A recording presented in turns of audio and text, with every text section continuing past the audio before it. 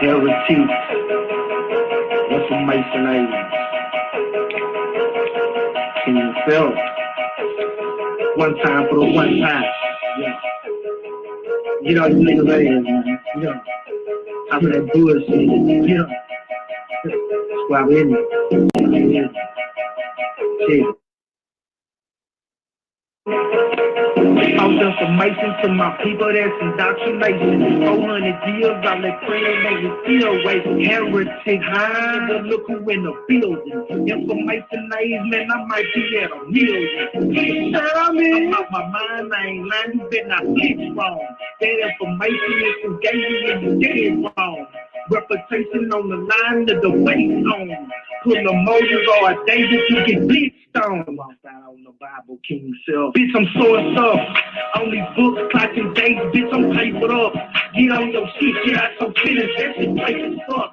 This my eyes, what I'm walking, I can't change it up. These bullets, witches, knowledge, nigga, I'ma spice it up. It might be me, I'm only book, I've been waking up. Talking reckless in the back, that bitch, I'm hanging up. They doing everything they can to keep them waking up. Talking shit about the Bible, what I'm shaking up. And I gotta do my friends real quick. Phone ringing while I'm at work, yeah, this Greg calling. Told them niggas they the gay and now they all talking. Speech muted, camera out. Nah, me and boy, niggas talking, making claims, but ain't somebody starting. I think it's crazy because it's really out of elementary. Books, they be back all the way. Never had them, who you think you tricking? Say it's gangster, they gon' be hanging out the window.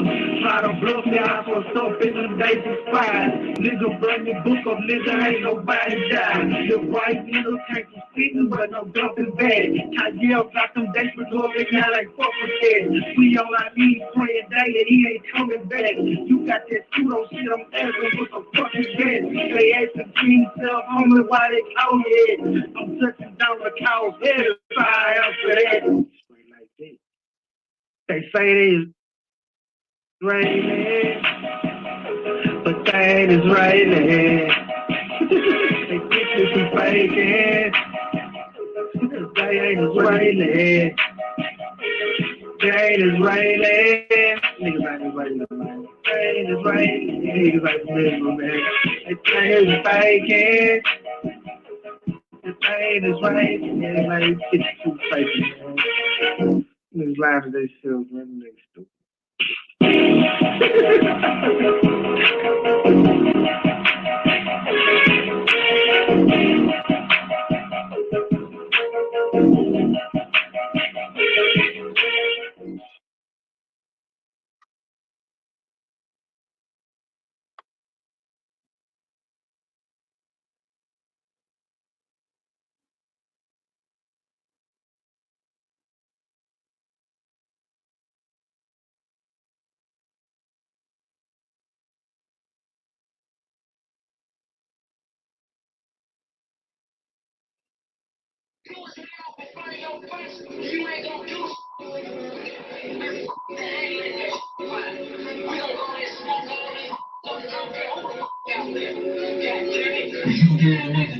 Yeah, I'm talking to these heretics. They don't care about the truth, so it's irrelevant. I take these hollow points like some medicine. Sending at your shots with these words like Thomas Edison. Sending at the lion's den door like Reed Edison.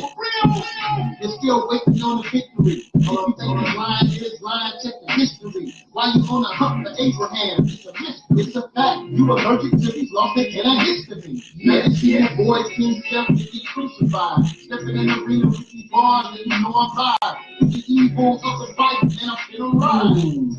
You got a call from Greg Phillips, wanna pull, take a pseudo heretic to get a pull up. Got a belly full of deception, hit the floor and do some sit-ups. Wanna exercise your brain and get put up and do some pull-ups. Everything that's gay about giving you call it allegory. The question still stands. Why you telling gay story, grown ass man putting makeup on?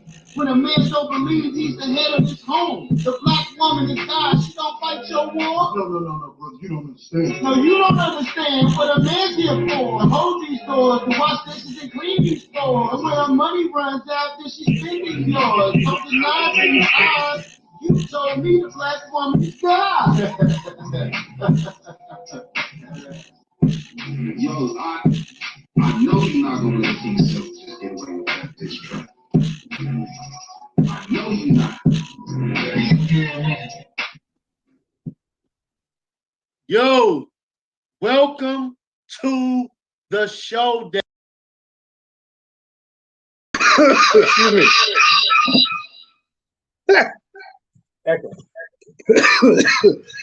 Sorry about that, y'all. I got my medical marijuana prescribed by the doctor. Anyway, welcome to the Lions Den. This is one of these classic debates. You know, the first year we was formed at the Lions Den Debate League. You know, we was getting together. You know, at this time, Jeremiah, please say the Yah, was the current champion. I think after he left, he left out of here 14-0. You know what I'm saying? So this is a good match between King Seth, the Gold Coast Gorilla, versus Commanding General YASHAR. It's King. Wait. It's King James, Negro or Caucasian, and there's some other little funny little topics that added to the story as well. Welcome to the den. How you doing, Miss Karima? Queen in the building. Shalom to everybody that's watching. Shalom to those on the panel. Yeah, it's gonna be a good one. Yeah, and we got all kind of classic debates in the archives, man. Sometimes it's good to go back and peek in and check it out. And later on today, we will be having. I'm sorry, y'all. We will be having the Camp Killers in the building. JT Raw and Big Baby Hebrew. Are we Israelites or Corruptolites? We're gonna find out tonight. All right, Karima, let's go ahead and start that. Ain't the debate tonight? Nah, Consul called us. You know, he working out of town, so them two brothers, they didn't really get all the details set up. So we're not gonna rush the debate. We want all the details worked out because this is gonna be a powerful debate. Everybody is coming for the Lions Den champion. Heavy is the head that wear the crown. Shout out to Black Beauty Inc., Sandpit Records, Think Productions, Black Jesus Ministry, balling and crawling. You know what I'm saying? Shout out to the Source Debate League. You know, they're my guys, man. You know, shout out to Sarnetta TV and the rest of the people that associate or deal with the Lions Den. We love you. All right, go ahead, Karima.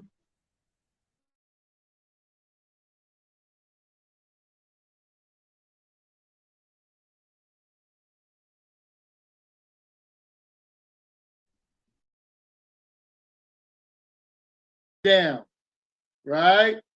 Hold on, let me get everything straight over here.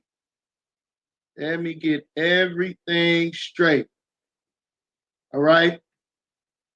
Welcome to the Lions Den, man.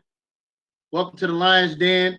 We're going to tackle this topic come hell or high water, right? So we appreciate everyone tuning in, man. For those that don't know, I am the Lions Den Debate League champ, Jeremiah. Please say the Yah. All right. And tonight we're doing something a little bit different.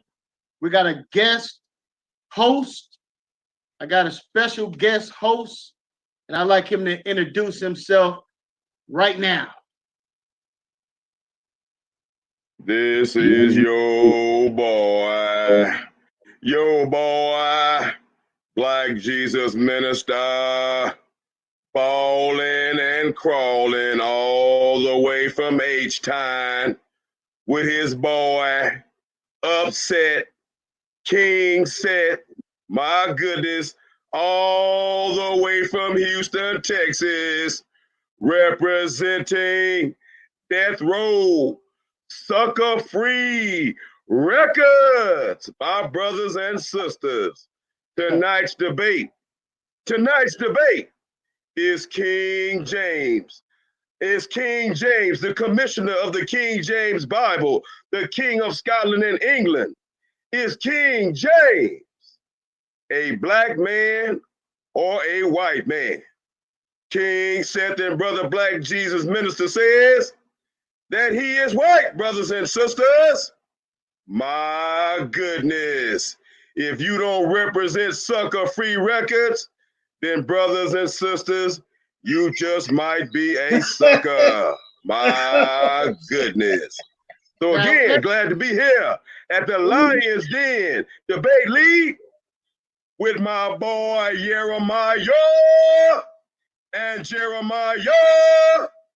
his opponent, the General YASHAR. Peace. Yeah, man. So let me make this clear to everyone, all right?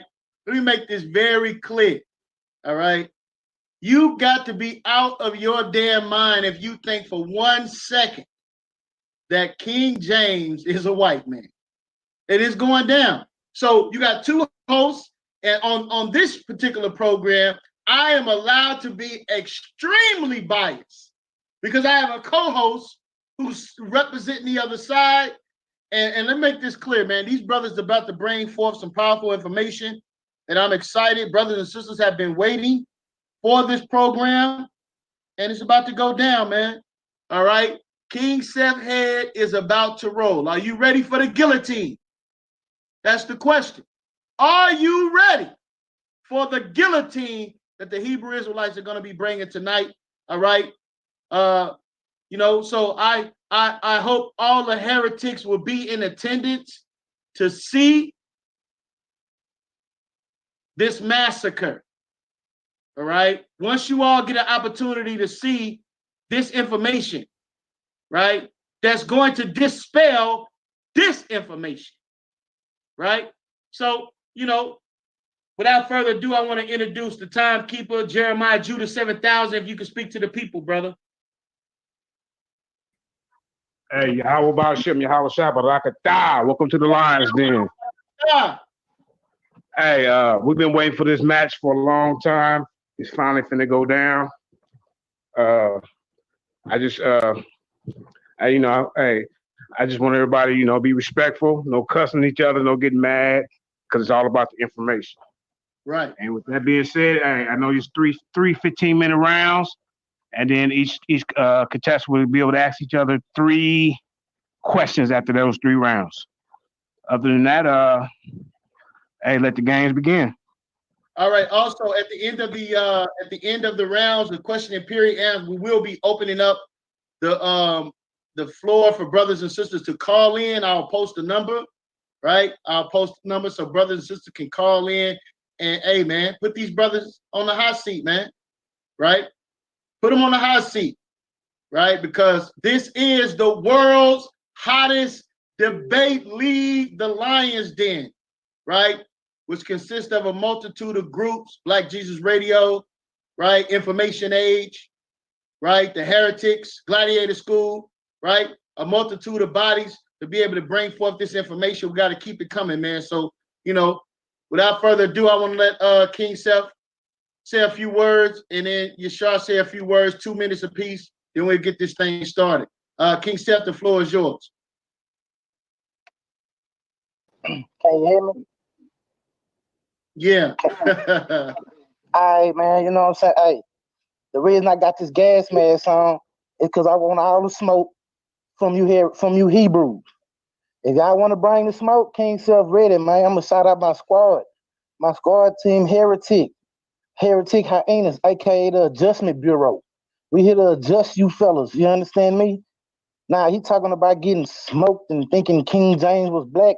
You got to be outside your mind if you think that nigga was black. And if you do, you ain't got no scholarship. Like I say, I got this gas mask on, so all that smoke, bring it. I want it. You understand me? I like it. I like to fight. You know what I'm saying? I like to battle with this information. But that's why I thought my brother Jeremiah, he be having his goat stick. See, I got this hammer to adjust your ass with. I'm going to adjust you with this hammer today, YASHAR.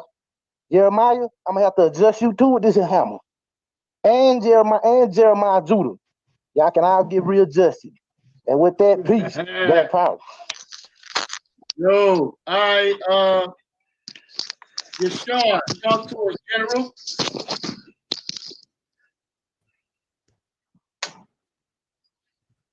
Yeah, shalom, fam. First, I want to give all shots and all praises to the Most High Yahweh. That's right. To his son, YASHAR, right? Let me give also another shout out to my ox from Tanks on the Ground, Yahweh, YHWH, War Machine. All right. You can find them on YouTube at YHWH, War Machine. Okay. A lot of good information there. I'd like to give another shout out to my ox in the lion den, my ox, the lioness den, right? Hey, I'm here to have business today. I'm not here to play no games. And I'm about to bring out some information that a lot of people in our community have not heard. And you also will be supported with sources.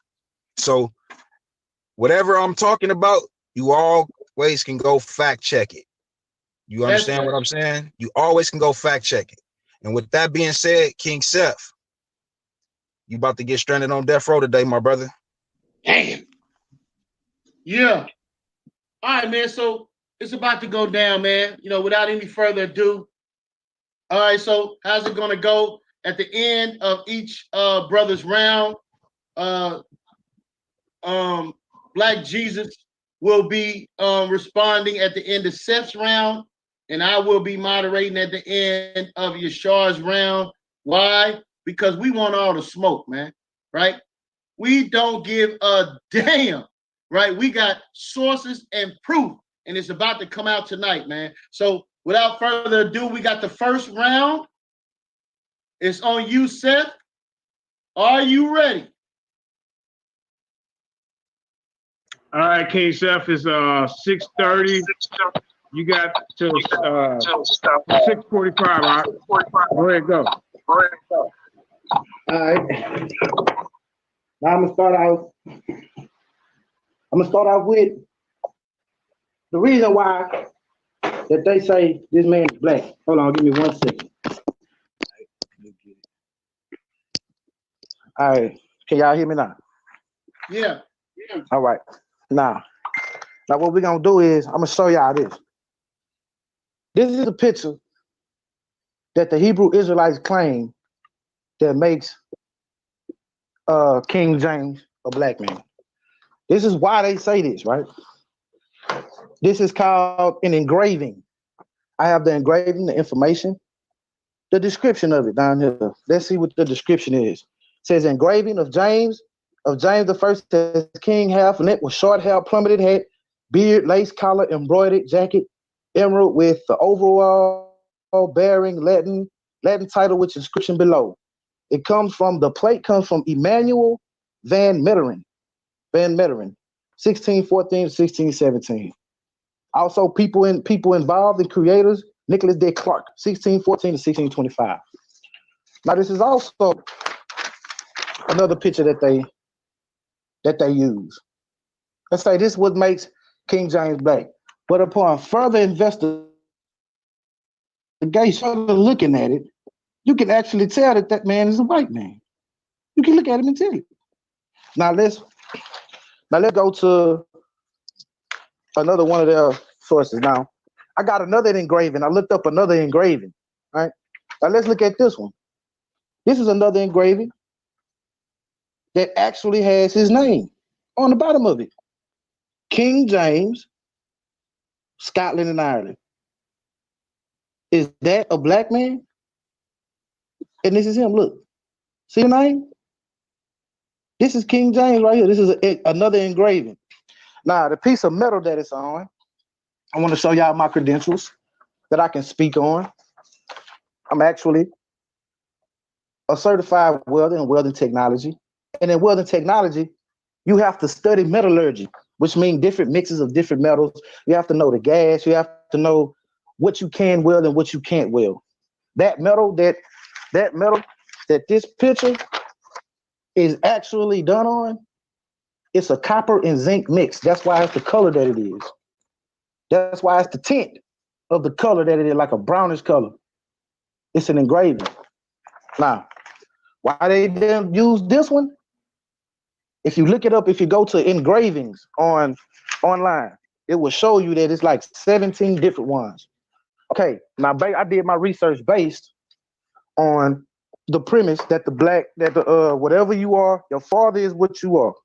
So if like they use the example of Bob Marley, they say Bob Marley is an actual white man because his father is white. That's what they say. Now let's look at some photos. This is King James' grandfather. Don't look like a black man to me, right? I don't think nobody can tell me that's a black man. This is his father. His name is Matthew Stewart, 4th Earl of Lennox. This is King James' father. Grandfather. This is his grandfather. Right here. All right. Now let's see who this man's son is. This is King James' father, Henry Stewart, Lord Delaney. Now let's look at that. Now, does that look like a black man to you? So that would mean if this man right here, let's look at another picture when he was little. Let's find another one. Let's look at another photo of when he was little. This when he was little.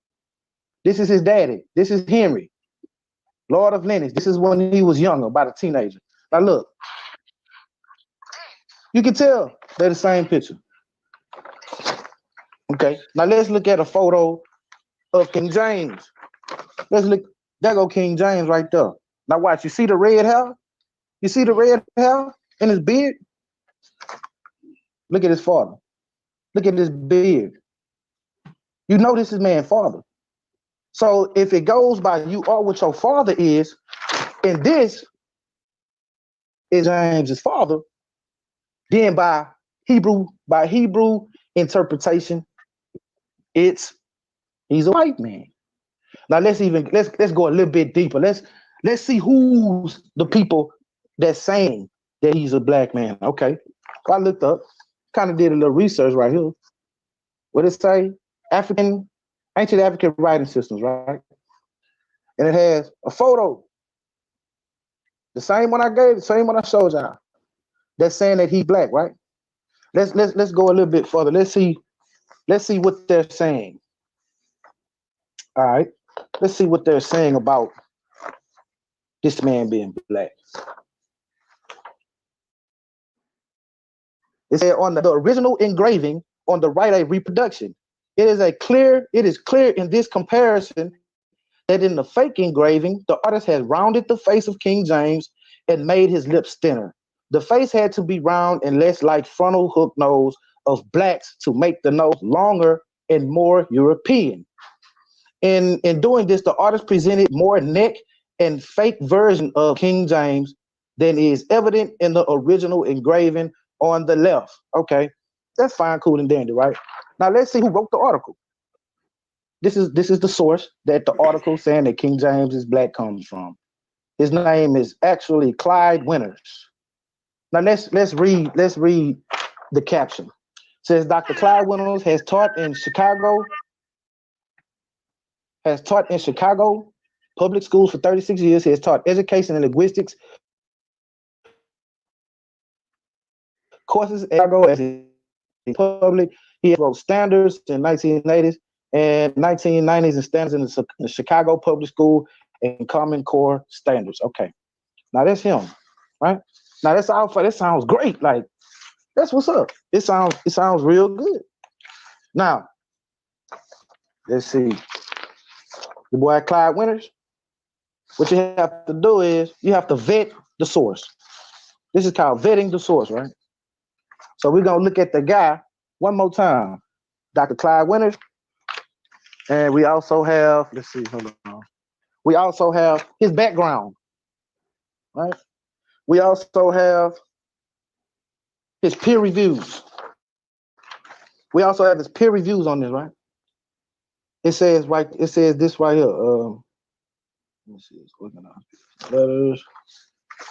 Let's get this. See, I should have had this shit kind of. All right. Well, we're gonna look at Clyde Winters. Oh, here we go, right here. Here we go. Clyde Winters. Clyde Winters. This is him. All right. Let's check Clyde Winters out. Okay. His education. Let's look at his education. See his education right there? It says 1973, he has a BA in sociology, and his minor was history. His minor was history, right? 1973, MA, social science. 1994, MS in education, and 2000, PhD in educational psychology. Where's the history? Where's the linguistics? That the caption that he said it on this Hebrew Israelite website said. Okay, now I actually looked up these pictures and who was saying this. Now, let's go do some, let's look at his peer reviews. Let's look at what people say about it. All right. It says that, okay. Oh, here we go right here. In the caves and in Iowa. It says that, here we go. It says according, oh, here we go, right here. It says Winter says he is a professor of education, anthropology, and linguistics, Uten Institute, as well as faculty member, professor, director at the same institute. The problem is this institute within archaeogenics department does not exist. Wow. Records show that the UDFI is a private homeschool in Chicago, which only has a history of enrolling and teaching. That's time?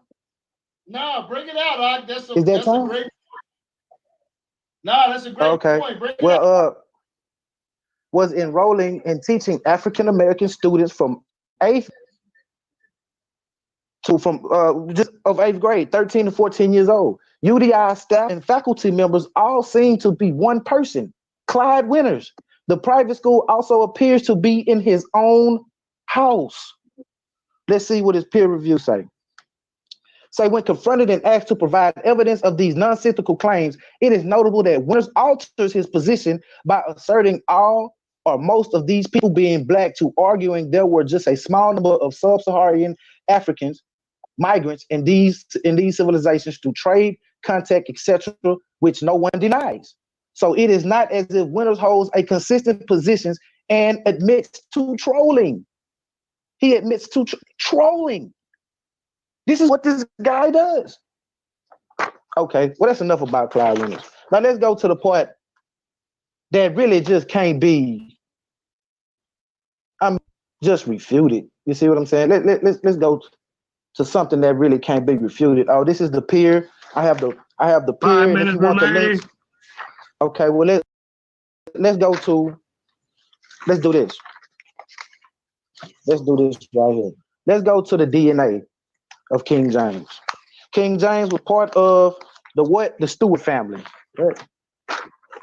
He was part of the Stewart family. That's what he was part of, the Stewart family right here. You can see right here at the end right here, it says Stewart, King James, Queen Anne, Adam Franklin, and friends. Do you see the DNA? Look at the top. It has the Y-DNA haplogroup right there. Now, when you go down to the last one where he's at, what does it say? 1B, L2, L75. Now let's find out where this DNA comes from. All right, haplogroup R1B. Okay, let's get to it. R1B has two primary branches, R1B1AL745 and R1B1B PH155, which predominates. Let's look at this together. It says, fucking camera. Which predominates. It says which predominates Western Europe. His DNA traces back to Western Europe. So if his DNA is tracing back to Western Europe, then how can he be black? His DNA simply says that he's a white man. Now, I don't know people that think they can refute actual DNA, but I know I'm gonna hear this is the white man science by 10 times. I know this. Now let's see the scholar that did this. His name is Ornello Cimino. Right here, I'm reading down here. It says Marlowe traces the spread of the haplogroup R1b to Western Europe, particularly Britain, to the spread of the Baker culture. 1,000 years, BP during the early Bronze Age. During the Bronze Age. This is irrefutable evidence that this man was a black man. And I mean, this man was a white man. This man was a white man. Yes, he was a white man. Now, the reason why they did this test was because they was doing the monarchy. They was trying to find heirs to see if they could marry some people together so they can grab the throat. Why is it echo like that? Somebody mute their mic. You got 2 minutes remaining, son. I fixed it. Sound like hate. All right, hold on for a minute. Stop this time. I fixed it. All right, go ahead, Seth. Go ahead, Seth. You got 2 minutes. All right. Now, once you go through the haplogroup and you look at the stages, oh my bad, with whatnot, you can obviously see that he's a white man through the haplogroups and where the haplogroups particularly stay. And this is the Stuart line. Now we have one person that we know is a white woman, which is Queen Elizabeth, which is his cousin. She's a known white woman. Pale white woman. This is the original King James. This is him here. So all this is King James is black. His DNA says nothing. And the pictures that you're looking at are distorted pictures. They're distorted pictures on metal. So tell them to stop looking at this picture. You can look at this picture, but also look at the other 17. The other 17 engravings of him looking like this. And there's literally 17 of them that make him look different. Every last one of them. Every last picture, when you look up engraved images of King James online, all of them look different. Hey, now one of them look like the same one. Now one of them look like the same one. They all look different. So you basically fighting speculation and opinion and a Trump and a crackpot scholar, a fake scholar with a school in his house. So with that, I give the flow. Shop closed. And time. My goodness. H-Time in the house with the upset with my brother King Seth. The upset, brother King Seth. My goodness, in the goddamn first round. Oh my goodness, this boy came here hard with the facts and the scholarship. Man, I just love the expertise and the professionalism that you presented here tonight, dear brother. The expertise coming from an expert, as this brother shared with us, that his career as a welder gives him inside knowledge on metallurgy and imparted to me and everybody else knowledge and understanding that I didn't even know about that picture, that this was an etching in metal, and that metal gave him that color that our misguided Israelite brothers and sisters have identified as skin color and did not know that this was a metal etching painting. Brother, I did not know that, and thank you for sharing that with us. And brother, thank you, brother, for exposing Brother Clyde Winters on this issue regarding his credentials, dear brother, by trying to by misguiding innocent brothers and sisters to believe and to even conceive that King James is or was a white man. So again, and also you brought in the DNA. Oh my goodness, man, you came hard, brother, from all kinds of directions. I don't think anybody can actually get up off the floor from punches like this you laid out tonight, brother. But look here, King Seth, I'm proud of you, brother. And I'm not gonna take up all the time. But like my brother said, Archie Bell and the Drells, if y'all are old enough, he got a song out there called the Tighten Up. We're gonna do the Tighten Up tonight. We gonna All get right. y'all bust right with Death Row Records and Sucker Free Records, balling and crawling all the way from Houston, Texas. Peace out. All right, hey, hey, King Seth, you got one hell of a hype man going for you, boy. Shit, I might have to hire him for my debate. All right, Yeah, buddy, that's ice time, baby. That's ice time. Quit hating, nigga. Don't quit hating, Jeremiah. all right. Hold up, Jeremiah. Now let me know when you ready to go. I get the clock set. All right, so now it's time for real information to be brought forth. All right, Yashar, are you ready, brother? Nah, he Yeah, ain't I'm ready. ready. I'm ready. I just can't share my screen. That's all. Oh man. You need me to do something? I can send you my PowerPoint. That's what I can do, and we can rock from there. Okay. Yeah, send it to me.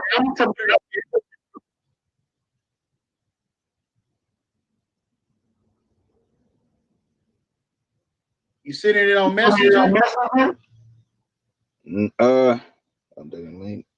Make sure turned on. Link copy. All right. Boom. Give me a second. I'm about to send it to you right now via Messenger.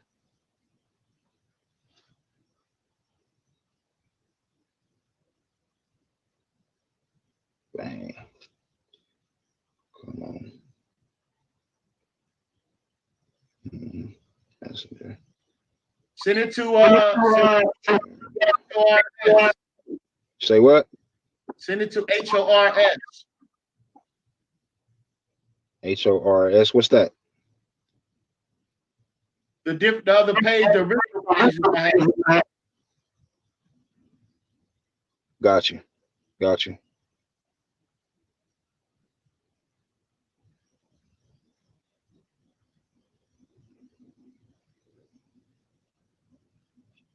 Bang.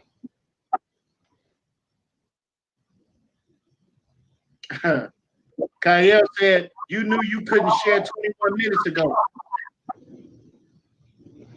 You'll be all right, little man. If you too impatient. Heritage, Right. heritage, baby. That's what I'm talking about. We in a building. We in a building. Hey, you tell Go. Kyle pseudo ass to stop running, man, and get in the ring with the people's champ. I want him to defend that African spirituality mumbo gumbo that he's talking about. Right. Talking about they ain't got no gods over there. Check your messenger. I got a whole list of creative guys over here in West Africa. You around there You representing don't want no gay smoke, king. Kyle. All right, I got it. Nigga, put that white man book down, boy. Put that white man book down, man. All right, Yashar, what you want me to go to first? Okay, it's 6:50. Go ahead, family. You got the 7:05. Let's get it in. All right. Let's get it in. All right. As you see right now, I don't know if you can see my screen, the first page of my PowerPoint, but it says it's King James, a pale-skinned homosexual, right? And so let me just give you a little insert, right, on what it's talking about.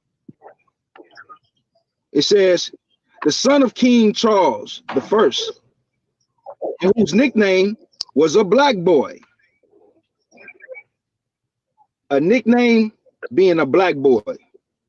No pale skin, no white man has a nickname of anything dealing with black. Anytime in history that you see, right? Anytime in history that you read, right? Black title to anybody, they're talking about us. For example, we go to the Black Douglas. If you pull up the Black Douglas, right, you're going to see all kind of water painting pictures like the brother just showed you that don't give you no direct image of the Black Douglas. They show you all kind of images with him covered up in his armor and all that. But just so happened, this individual, right, that's supposed to be a pale skin, it's covered up instead of being shown like everybody else. It's a problem with somebody with their mic, please. Next slide. Next slide.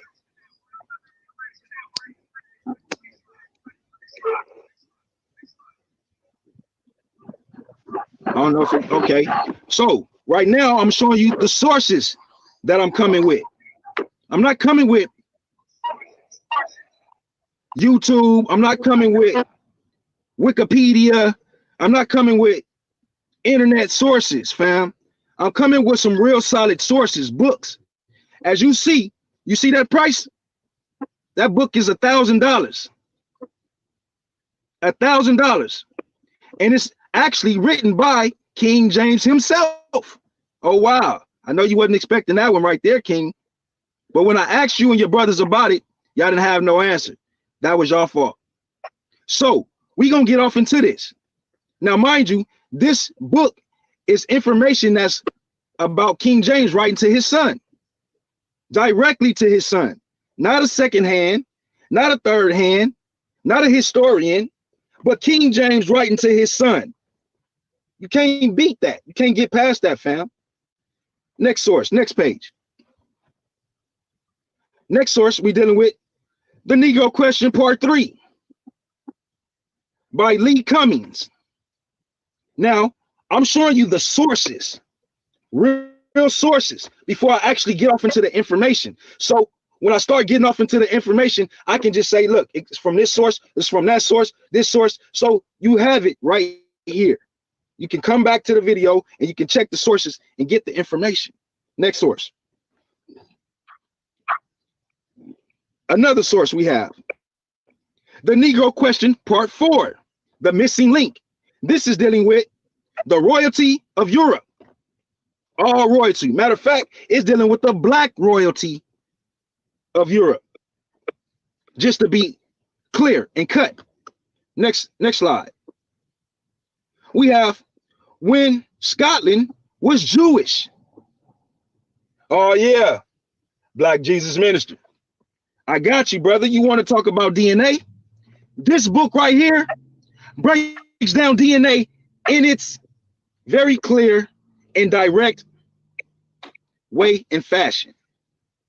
It's no way to misconstrue, misunderstand, miscomprehend any information that's stated in this book as well. Let's go to the next one. The Black Kings of Europe by Anu Mbantu. Now we're dealing with an African brother that's giving us a direct example of what's going on in Europe concerning our royalty and our rule up north, that this brother did not want to touch on, did not want to enlighten you, edify you. You see, we got to stop this pseudo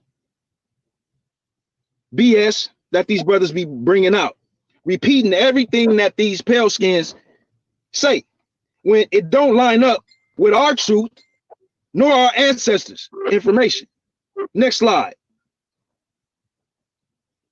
Nature Knows No Color Line. Another source that's dealing with royalty, black royalty at that, up in Europe. Next slide. This one right here is a cold one, right? This one right here is a cold one, because I'm gonna break down the scepter in his hand and that little ball in his hand. I'm gonna break that down very clearly so you can understand clearly who this brother is and why he has what he has in his hands. Not only do you see him with it, but you're going to also see his wife, Princess Anne. Okay. Now, mind you, this is King James VI and the first, and the reunion of the Christendom. All right. Excuse my information that's actually in it. So next slide. What I'm about to read right here, family, right, is an insert, right, some information from Scotland Was Jewish, right? And it reads, this is about the Stuarts, the actual bloodline that King James come from. Listen, the Stuarts donor scores match those. The Stuarts donor score. King Seth, I'm gonna need you to address what that is. The Stewart donor scores match those of the Caldwell donors in the second wave of immigration. So we now move to the discussion of those Jews or crypto Jews who joined their Corlingless in Scotland. Corlingless in Scotland after 1,300 years. What we term the Caldwell Stewart's haplotype. I'm gonna say it again. What we term the Caldwell/Stewart haplotype is the most frequent male haplotype on record. It is widely distributed through Europe. In America, it occurs in most ethnic populations, including African Americans and Hispanics. The brother just said, with all that information that he was coming out with, he said, our people is pale skinned. Well, according to when Scotland was Jewish, DNA information that's documented, it says something different right here from the donor score. So, Black Jesus Minister, I'm gonna need you to check with your brothers on that Caldwell Stewart donor score. Next slide. Right. Coming from the same source, right? The same source, family. And we're gonna deal with it. It says his line was founded by colorful crusaders, Black Colin Campbell. I'm gonna read it again. His line was founded by colorful crusaders, Black Colin Campbell. Huh? Black what? You sure that's, yep, that's what that say. It don't say white, it don't say pale skin, it don't say none of that. It says his line was founded by the colorful crusader, Black Colin Campbell. So that means that his bloodline, family, his bloodline from him all the way on down look like me. Look like that brother over there who I'm debating. Look like every brother on this line that's on this panel that's in our debate league. Not a pale skin. 5 minutes remaining. The Gaelic word Dublin means black or dark, such as distinguishing, probable, referred to as dark skin or complexion. Come on, fam. Come on, fam. Next slide. Next slide. Right? This is a kicker right here, right? This is a major kicker right here, right? This is what it says. Michael Stewart puts the circumstances in a rather straightforward manner in his narrative. The Stewart family maternal line in France was descended from the tribe of Judah. Oh, from the tribe of Judah. He believes his family is of Davidic ancestry. King David, fam. That is from the Jewish King David. And he is therefore Jew by descent, not by something YASHAR want to make up in his brain. Something YASHAR just talk about, just to have something to talk about. Nah.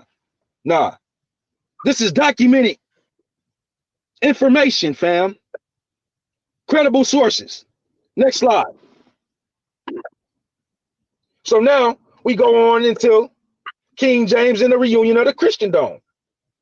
And let's read what it says, right? It says, James saw closer relations among the major Christians, churches. But I thought, anyway, major Christian churches, English, Calvinist, Lutheran, Roman Catholics, and Greek Orthodox, out of the conviction that they shared a common heritage. Now, if y'all know YASHAR, I always speak about our heritage. I always speak about standing on our heritage. Right here is being stated that King James had a common heritage with these individuals. Why?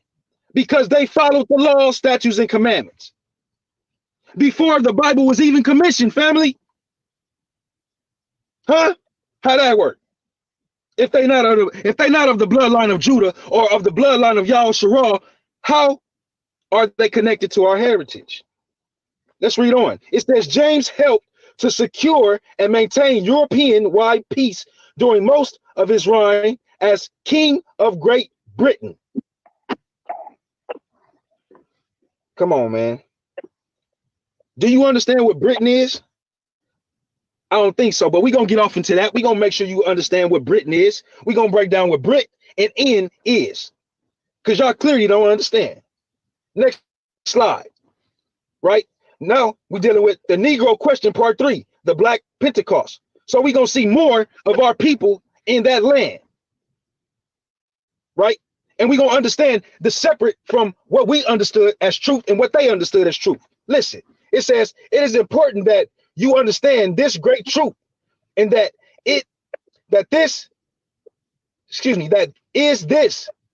there were no Europeans in Jerusalem on the day of Pentecost. The European whites had not been received into the church at this time, and that it is simply the truth. In fact, the artifacts and eyewitness accounts of the scribes of that generation reflect that all the people 1 minute remaining of Pentecost were black people. The Europeans knew nothing about the feast of Yahweh that has been recorded in the book of Leviticus. The Europeans were busy worshiping Zeus, Thor, Apollo, Aphrodite, Cupid, Hercules, all of these individuals that's not in our scriptures, nowhere. So how are they our people, family? They're not. Next slide. It says King James the First had the unlikely distinction of having his head cut off by the English white subjects in his realm. The King Charles the First wasn't the only one to suffer this indignation. When the English overran the country, they hung and decapitated the men, raped the women, burnt the citizens at the stakes, and dashed our children against the goddamn stones. and time.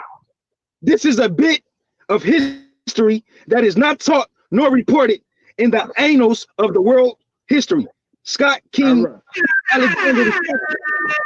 Right. Woo! It's getting heated in the den. Now that's Right. what that's how you stay smack down on that candy ass. Understand that? Right? This is what we do, family. This is what we do. We go in and we bring valid sources, book material, not damn carbon copy from Google. Understand?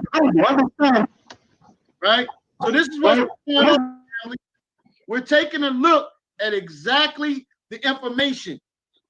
Vet those sources. Check those sources, right? Look at those books for yourself. Nobody's asking you to take our word for it. Look at the information and see what is going on actually. Who's bringing actual historical books and valid, vetted sources versus Google scholarship, all right? Understand this. We are the Hebrew Israelites, and King James have admitted that he is an Israelite. Understand that, man. These are very valid points, and it's going down. Heads are about to roll here in the lion's den. Understand that, right? So this is what we do. So this, family, is round 2. All right, round 2. Round 2 about to go down. King Seth. Hey, both of y'all did good. I ain't taking no sides, but hey, I know round 2 gonna be even better. Black Jesus, you want to say anything real quick, or he don't get to say nothing? We can say a word or two. You want to say something? No, I'm ready for King. I'm ready for King Seth to come on through. Yeah. All right. All right, Okay. family. Now we've been waiting for this. Hey, This is Kareem, what it's stop me all real about, quick. right? See, in this debate, we ain't never did it like this, but we had two hosts. One, Jeremiah and YASHAR believe the same thing, that King James Black Jesus Minister and King Seth believe that King James is white. So really, like when King Seth come on, then Black Jesus is his host. When YASHAR come on, then Jeremiah, please say the Yah was his host. So we did a little different that day. Let's get it, please and thank you. All right. King Seth is 707. All right. It's 707. I'm gonna give you you got 15 minutes. That's be 723. Y'all can hear me? Yeah. Y'all can y'all hear me? I bet. Now the first thing that came out that brother mouth was a goddamn lie. Charles the first. Are you chopping up, Seth? You break it up, King Seth.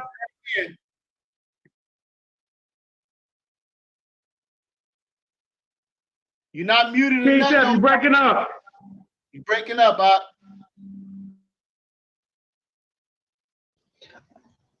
Hey, bro, he probably gonna have to hang up and come back in, bro, because StreamYard be tripping like that sometimes. All right, we hear you now. Go ahead. I'm gonna give you one more extra minute. Y'all can hear me now. Okay. Go ahead. Just start over. Well, Yeah. 724. Go ahead. I bet. Well, the first thing that came out that brother mouth was a damn lie. Charles the First and Charles the Second is not King James's father. That's a lie. All you gotta do is look him up. All you gotta do is look up King James and see who his parents was.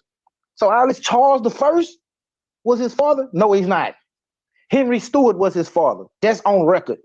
Now you want to talk about? Let's see. He say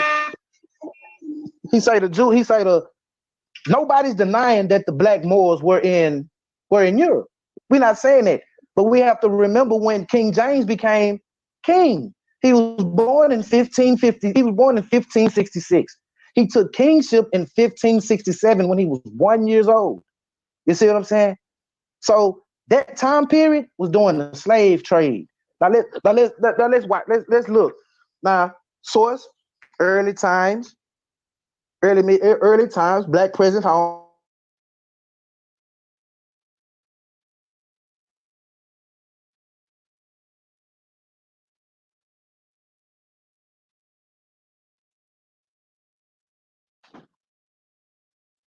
King Seth, your mic went out again, King Seth. Your mic went out, bro. I hear me now. Okay. Hey, go ahead. Go ahead. Okay, We hear you now. I can hear you now. Hey, start at the beginning of the paper. Start at the beginning of this paper that you introduced.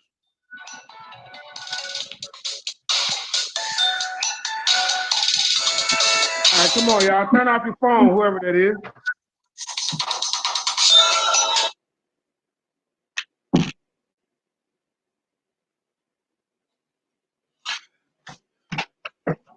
King Seth, you might have to go out and come back in.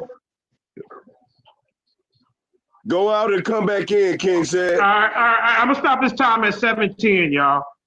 Matter of fact, I'm gonna start his whole time over when he come back. Can y'all hear me now? All right. Yeah. Hey, you want to come out and come back in? Yeah, so you don't keep getting kicked off, bro. Yeah. Like right now, we can't let this in. Hold on. Let me handle it. Hey, Keisha, go out and come back in real quick so you don't mess up. Because I want to hear his information.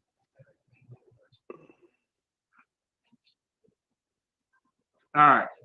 We're going to take a commercial break. Hey, I want to give a shout out to the Lions Den Ladies Debate League coming soon. We got I want to also give a shout out to Information Age, Gladiator School, Team Heretic. You know what I'm saying? That's the other side of the Lions Den. You know what I'm saying? We like a dysfunctional family. You know what I'm saying? Hey, one of the Lions Den members got mad at me today. But it's all right. I still love you as a brother. And if you want to debate me Old Testament versus New Testament, hey, we can get in the ring. Not this Sunday, but next Sunday. And supposedly I'm supposed to be having a debate tomorrow, everybody. Me and Pro Izzo. So stay tuned, same time, same back channel. You know what I'm saying? Hey, subscribe to all the Lions Den groups on Facebook. We got over 21 groups on Facebook with over 100,000 people strong. You did?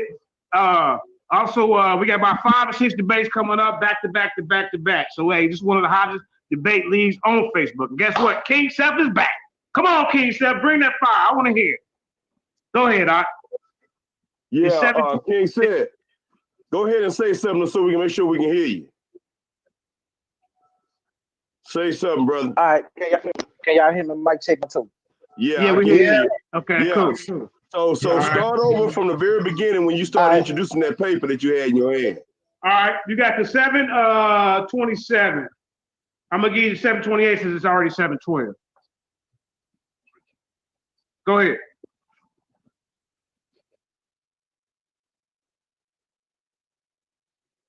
Come on, man.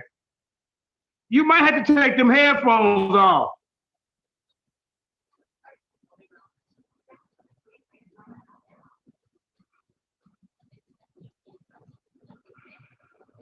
Yeah, those headphones, if you got them hooked up to your computer or your phone, that might be your problem. Take them headphones off, King Seth, and try it.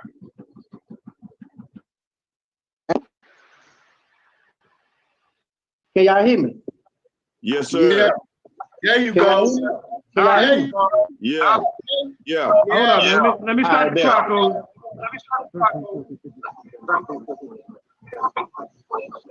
All right, I'm gonna give you 729. Go ahead, go. I bet. Blackmores in Scotland. Africans have been present in Europe from classical times.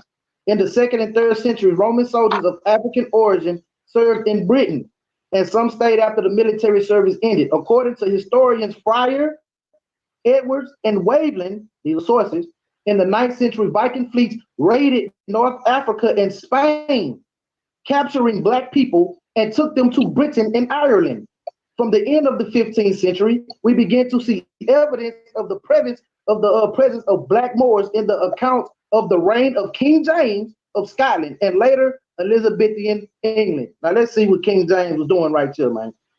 It's like King James, I'm reading down here. It's like King James was a popular, fun-loving king with many interests. Many Black Moors were present in his court. Some worked as servants and slaves, but others seem to have been or musicians, just like they do today. What the pale skin want us to do, they hire us to sing and dance and buck dance on the stage, just like King James did the same exact thing. We know that he courted Margaret with lute and clevistold recitals and took her out on hunting and playing sports. Now, this goes to show you right here that King James also had Black slaves and Black servants. This is what he had. Now, let's look at the book what he's talking about, which was wrote by a white man, which was wrote by a pale skin. When the Scots was Jews, that was a pale skin that wrote the book. And he was talking about white Jews. He ain't say nothing about no Black people. And then that's what your dude failed to realize. He said King James admitted that he was Black. No, he didn't. I didn't hear no quote saying that King James saying I'm a Black man. The reason why they called Charles the first little Black boy is because he was from Italy. Italy is known to have was raped by the goddamn Blackamoors. The Blackamoors went there and did that. Everybody know that. That's why they called Charles Little Black Boy, because he was dark complected than everybody else with blonde hair. You see what I'm saying? That ain't had nothing to do with King James. All that what he said ain't had nothing to do with King James being Black. All you did was say something that we already know. That Black people was already in Britain and goddamn England. Bro, I'm not talking about that. Let's stick to the subject.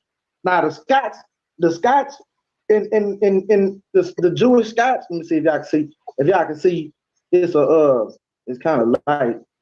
But it says Scotland's Jews. That's what it says. Scotland's Jews, right? Now let's go up and see what they had to say about Scottish Jews. Let me see. Wait a second. Hold on. Okay, here we go. It's like Jewish history in Scotland. I'm gonna read the first 2 lines. The first Jews in Scotland came from Germany and Holland, but gradually from the 1860s, 1860, Jews from Russia and Poland predominated as more Jews from Eastern Europe passed through Scotland on their way to America. So the book you talking about, bro, throw that shit away. It's garbage. It's trash. And I bet you it's probably from an Afrocentric person. It's probably from somebody that we don't even know who it is. You see what I'm saying? So, and I also kind of vetted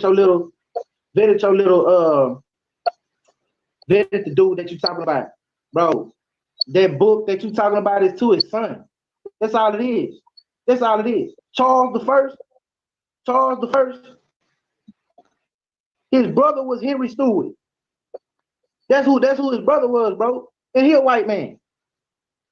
So out that he was black, and I'm failing to bring out the migration patterns of black people in Moorish.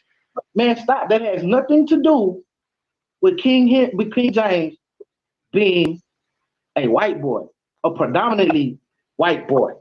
His DNA is from Western Europe. His people are from Western Europe. He was not even a Jew. He was a Protestant. Like this paper said, if he was a Jew, right, and we was black Jews, you think he got his own people in his court being servants and slaves? So you mean to tell me the king that's got the Davidic line down his line, he put his own people in slavery. He enslaved his own people. That's what you're saying. You saying he got his own people as servants. This is what you're saying. This is known. Sources, got all of them, bro. References, which one you want? How many do you want? How many of them do you want? Which one you want? Let's go with this one. Mitch Ritchie D, Ancient Mortal Britain. Let's go to this one. This is the Tudors, Queen of Scots, Buchanan P. Hill. The Tudors. Let me show you a picture of the dude. Let me show you a picture of the dude that started the Tudors. The founder of the Tudors, which was who? Henry the now let me find it real quick. Hold on, y'all. Give me a second. I got too many papers around here. Let me find out what dude is. Let's see, dude. Fuck, I got it, bro.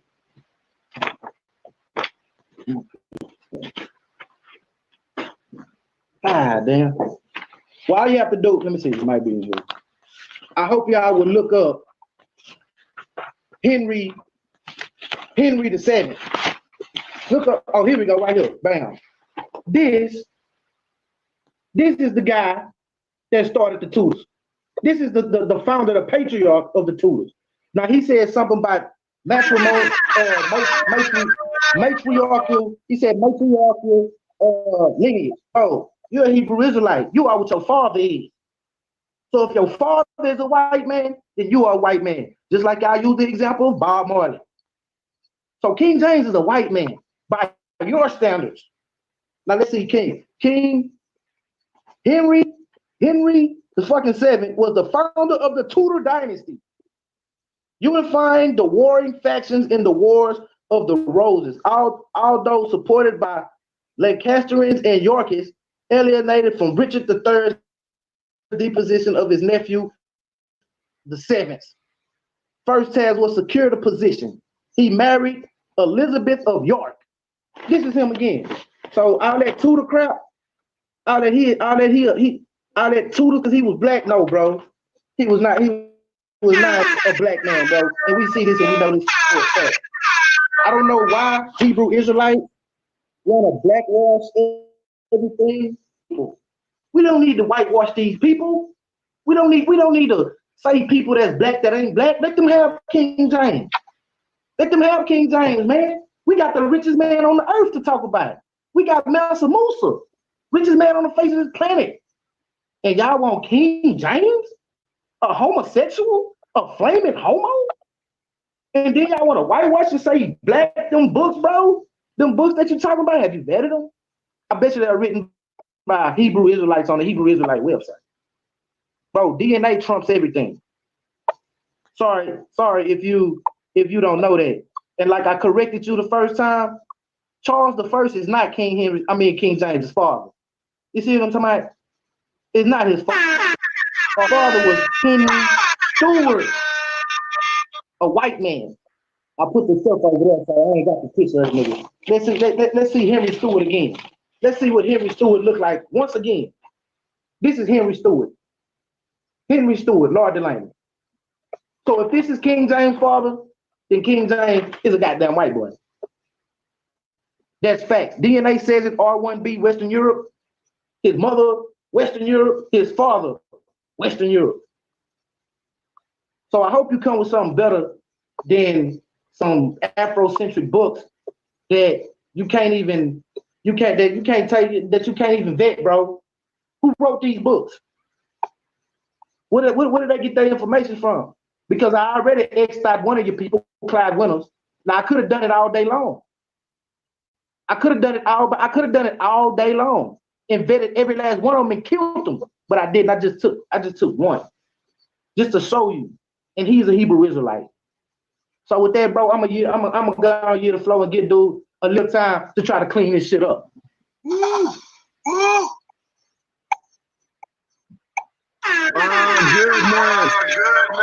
My goodness. General YASHAR, you just got vaporized. You got the vapors. You got the vapors, brother. King Seth just vaporized your smoke and your mirrors, dear brother. My goodness. King Seth, good job from shutting my brother down. Because all he did was just a bunch of talking. My goodness, a bunch of talking, not proving and not fending, brother. I believe this might be the last round. So, brother, or is this Black Jesus, this is the second round. Second round. Okay, so they got one more. Bottom of the second, Bottom of the second. Okay, how many more rounds they got after this? 3? They got one more round after this one. All right, then. King said, boy, you holding it down, brother. Peace. All right. Go ahead, Jeremiah. All right, King Seth got a little heated right there. You sharp? You're gonna have to come on back with the fire now. I want everybody to subscribe to Information Age, subscribe to Y'all World 777, NYMG. All the groups that collaborate together. They got a new group called the Heritage, called the Gladiator School. That's coming soon. So some of our debates gonna be on that channel as well. You know what I'm saying? But hey, this pretty good debate. Hey, YASHAR, you about ready to go in? It's 7:25. Yeah, hold on one second. I mean, there you go. Hey, quick question. Oh yeah. Go ahead, Jeremiah. I got a quick question.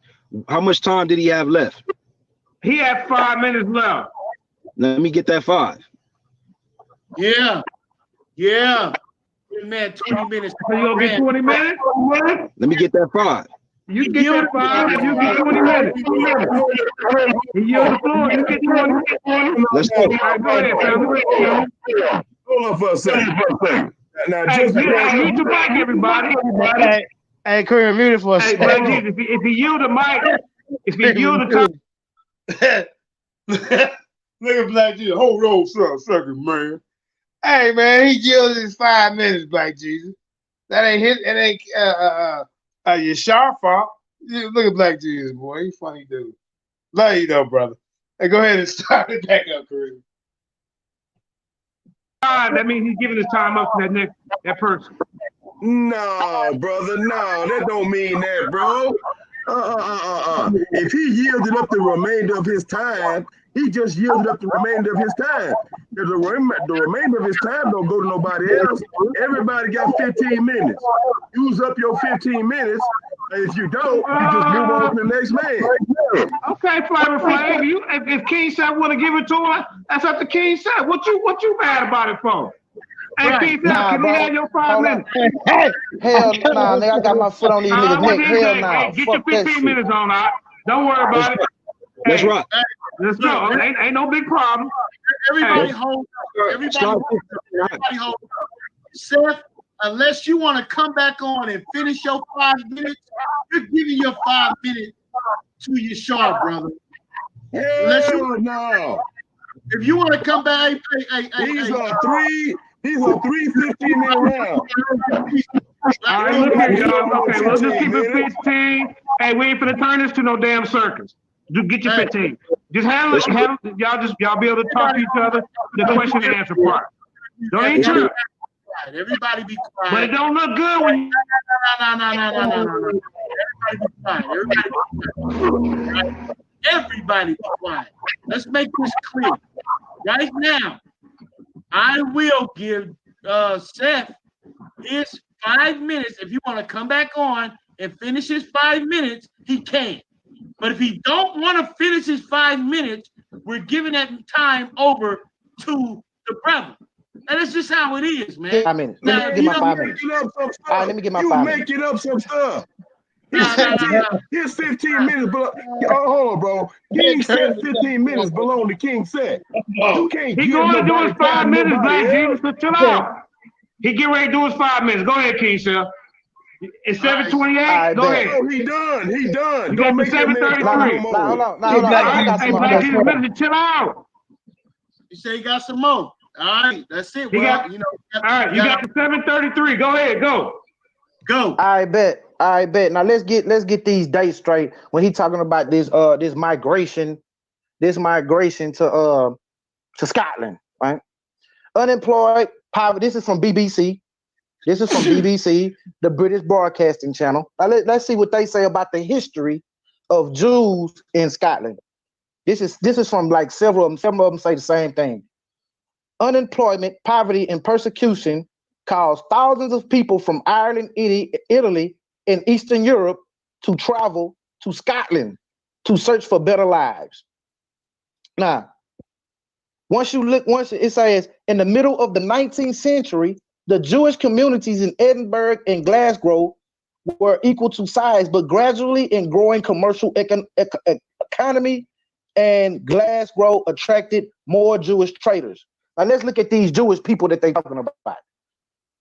I don't know if y'all can see the picture, but it's white folks. There you go right there. It's white folks. You see, this is the picture of the Jews in the 1830s and shit when they went there.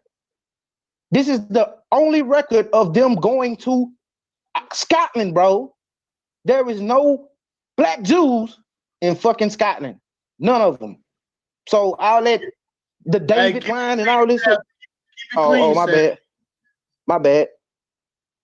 And also these Jews in Scotland, they were heavily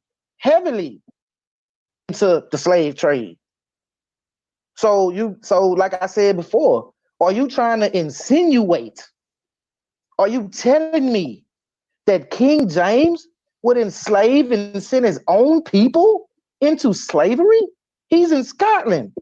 The Portuguese, the goddamn Dutch, all of these people are involved in the slave trade. You mean to tell me he didn't sell his army down to Africa to save his people? This is what you're telling me? You telling me he let these people take his people into slavery? Matter of fact, let me give y'all another quote. Jamestown, Virginia, where many slaves went into. We know that was slavery. It's named after King James. Jamestown, Virginia, in America, is named after King James. Now, why would white people that's enslaving Africans or so-called Hebrew Israelites name a damn town after the very people that's coming over here that they finna enslave? That don't make no sense. Period. Makes no sense whatsoever, bro. So You have to explain this. And then it also says that the man had slaves and servants, black Moors. They even got a poem about one of the little girls that was in there with him. You see what I'm saying? Now the next round, I'm finna go off and show y'all about this boy's sexuality, man.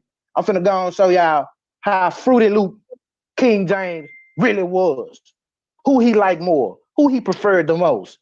You see what I'm saying? Because I done already knocked it out the park when he ain't being black just by based on DNA. Matter of fact, that should have been the end of the debate right there when I said R1B. And I want y'all to go look it up. I'm telling y'all to go look it up. Look up his information, look up my information, and see who's telling the truth. He done already lied once, talking about Charles versus his daddy. So if that's all he got, his shop closed again. That's why I don't need no more time right now. Come and kill him. Let's get to the part where he like boys. You got 1 minute remaining, King Seth. All right, I'm gonna shout out on this 1 minute. Heretics, man, heretic hyenas, information age. You know what I'm saying? Hey, y'all stop in the lines there, man. Y'all come talk to us, y'all come mess with us, man, and see if y'all can get some of this. Y'all know I got my gas mask, man. So if y'all catch me in there, man, and y'all want some smoke, y'all come holler at me. You know what I'm saying? I'm gonna stay with my gas mask and my goddamn adjustment bureau hammer. You know what I'm saying? Because we gonna adjust y'all today. Square business. And I yield the flow. All right. Go ahead, Black Jesus Minister. Get your pom-poms out. Look here, like I said, YASHAR, General YASHAR, dear brother, you've been vaporized. And I know you regret giving my brother this extra 5 minutes, brother. He just incinerated your ass. My goodness. Man, y'all better get rid of this madness, my Hebrew Israelite brothers and sisters. It's time to get rid of this Hebrew Israelite madness, calling King James a black man. God damn. Let's go. All right. Okay. Brother came back. An extra 5 minutes. He was like, "That's good, King Seth. With your whole 15 minutes. That's what it's all about. Can't be giving nobody no time. The next debate, what we do, if a brother yield that time, it's going to the next person. That's how we're gonna do it. This is the very first time this ever happened, so we really didn't know what to do. All right, YASHAR, let me know when you're ready. All right, we'll get the clock going. You ready over there, Yah? Please, Seth. We're gonna start at slide 15. We're gonna start at slide 15. All right, you got the 35, 40. Hey, you got the 749. All right, go ahead, go. All right.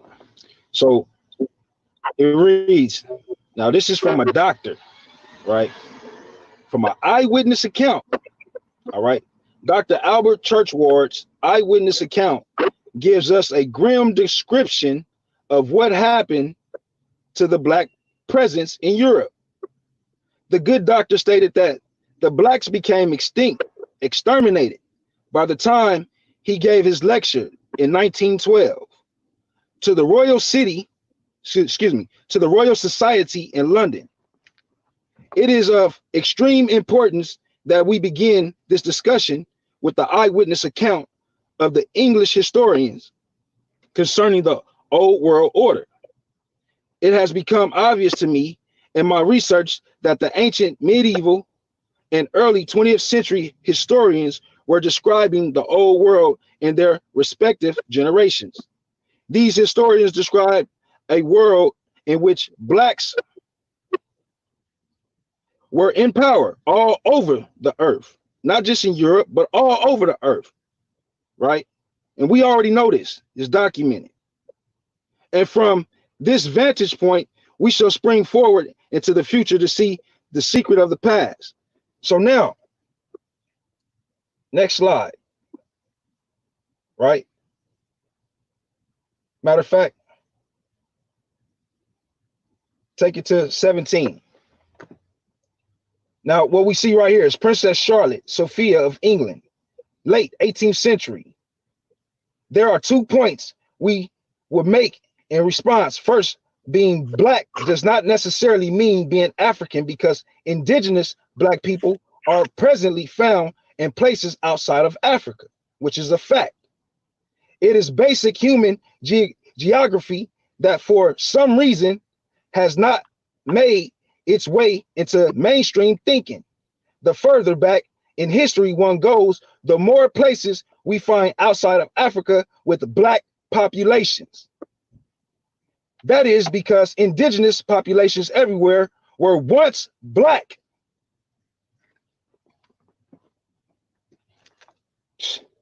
Next slide. So what we have here, we see one of our sisters being painted in a pale skin fashion, right? Let's read about it. It says, a better case can be made for this artistic downplaying of African type ancestry in the painting of Queen Philippia.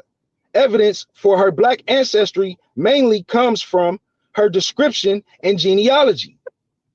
According to the cited article, she had ancestry and was described as brown all over, like her father. Not pale skin, like they be drawing and like they be painting, like all the paintings he showed you. Right? It says the picture below is from the 15th century, not the 19th century, but the 15th century. Illustrated manuscripts called Chronicles by Jean Froissart. It depicts Philippia being crowned at Westminster Abbey in 1330. Huh? 13 what? A black what? Queen? And where? Stop playing. But this is how they describe her according to the painting. From this picture, she was clearly depicted in this and other images in the same way English royalty at the time was always shown uniformly white with blonde hair. This is how they did this, family. When they came into power, when the English came into power and destroyed King James and the family after him and all of the king lines after that, this is what they did to our people, fam. This is what they did to our bus. This is what they did to our paintings. We're going to understand this as we keep going. Next paint, next slide. How do we demonstrate black ancestry when the art overemphasizes whiteness? One clue of blackness is when an artistic representation breaks with tradition and shows the individual darker than usual or with African features. Degree or curliness of hair is another sign. As you see if you can look in the pictures in slide 19, you will see where you'll see the background of one where you see all pale skins, and then you'll see another where 19, slide 19.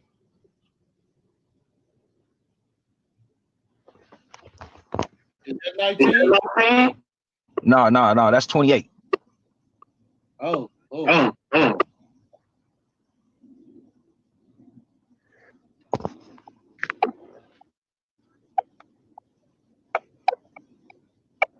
You'll see the picture right there, right? Where the depictions shouldn't be like that.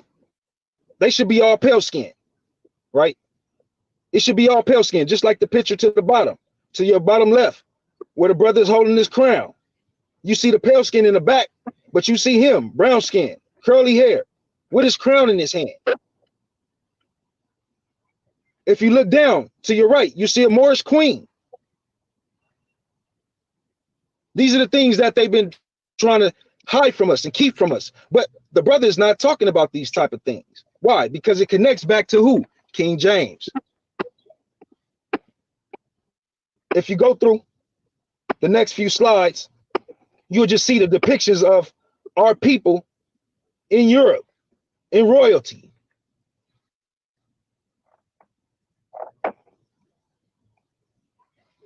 And stop at 25 after you go through the slides. Go ahead.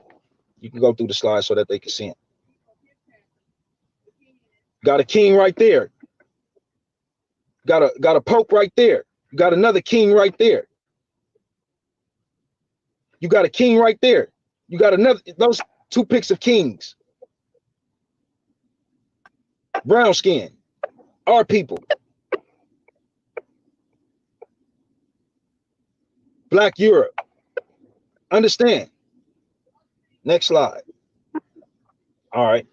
We also find the same issues of black features suppression mentioned when the question of Servus Septimus race is discussed. We know for certain that Septimus Servus was black. That is itself significant. One historian writing 300 years after his lifetime claimed that he was dark, and one or two portraits, statues, as you can see, I got the bust over to your right. If you look at the two top, you'll see the one in bronze making him brown skin like he is actually is. The one to your top right, you'll see with the nose destroyed. Why? Because it shows who we are. If you look down to the bottom, you see him clearly, pale skin, no nose destroyed. Why? Because they remade it to make him look pale skin. Let me keep reading. But the vast majority of images, and one or two statues appear to show him with African features, as you can see to the top right. But the vast majority of images that survive make him look like any other Roman, as you can see at the bottom. Just look, just like any Roman that they show on TV or anywhere else, in any books that you learn in school. Next slide. Next slide, we see Princess Charlotte is a woman who hasn't so much intrigued as been regularly damned. In the opening of Charles Dickens' A Tale of Two Cities, she is dismissed in the second paragraph. There was a king with a large jaw and a queen with a plain face on the throne of England. They don't describe they women like that. Historian John H. Plum described her as a plain and undesirable. They talking about Queen Charlotte. The one at the bottom is not what they would consider to be undesirable, family. The undesirable one would be at the top. That's how they described our people. Undesirable. Let me continue to read. Baron Christian's Frederick Stockmar reportedly described the elderly queen as small and crooked, with a true mulatto face. Not pale skin, mulatto. Whenever we read an European writer describing a European as undesirable or as a mulatto face, it is clear that they are not talking about the pale skin, male or female. They are talking about we, his people. Next slide. So now we get into the Negro question, part 4. The Missing Link by Lee Cummings. This book is about 3 black kingdoms of Ireland, Britain, and Scotland, who were sold into the North Atlantic slave trade. Who was what? I'm gonna read that again. This book is about the 3 black kingdoms of Ireland, Britain, and Scotland, who were sold into the North Atlantic slave trade, not by King James, brother. It was by the English, the pale-skinned English, brother. Let me keep reading. You have been provided with the original images of the Scottish King James, King Charles I, and King Charles II in this book. So I advise you, family, to purchase this book whenever you can. Get your hands on this information so you can have it, so people can't be lying to you with rumors and lies from the pale skin himself. You have also been provided with images of the black Irish children who were sold into slave trade. This book contains the testimony of Benjamin Franklin as he describes the black French, Spanish, Germans, Russians, Swedes, and Italians in 1751. Next slide. Now this right here is major. This is major. Y'all don't talk about this. Don't nobody talk about this, but Yashar is gonna bring this out to the family tonight. Maybe this the most intriguing piece information is the Drake Jewel. Remember that, family. It's called the Drake Jewel. Why? Why should you remember this? The Drake Jewel shown in this pic shows the profile of a black woman dominating the profile of a white man. As you see her in the front on top. Domination. They don't show this nowhere. They don't talk about this nowhere. Where is they talking about this in our community, family? Where's they bringing it to our community? Besides from us, Israelite. Next slide. You'll see how they whited it out. Go to the next slide real quick, so you can see what I'm talking about by them whiting out the white man, and all you see is the sister. You see that? Huh? This is what they doing to us, family, to try and cover up our royalty, our dominance over them. Next slide. During the Middle Age, black people in Europe were called blue men. They're seen to be images of the period which show blue people inside of dark jewels. Is a miniature of Queen Elizabeth I. Her father's sister Mary Tudor was the grandmother of Mary of Scots. Mary of Scots, son of James I, who married Anne of Denmark. Next slide. Now check this out, fam. This is another thing they keep from us.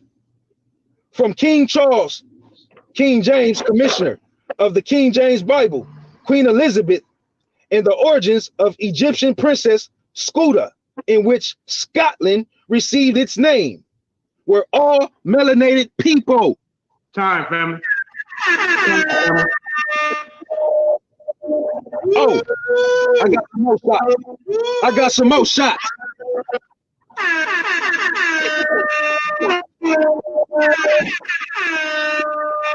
Yo. Hey, man, look, man. We have to be scholastically honest, family. We have to be scholastically honest, okay? There has been an orchestrated effort to keep you and I, right? I want y'all to see my face. To keep you and I from this information, family. To keep you and I from this information. It is imperative that we take another look. Because clearly there has been a misrepresentation of what's actually going on in England and in Scotland. Do we sit idly by and allow for our history to be overthrown? Or do we take advantage of the resources that at least we have and start to re-examine these things for what it is, man? Much love to my brother KYNG SETH, but as of right now, the smack is being laid down on his candy ass.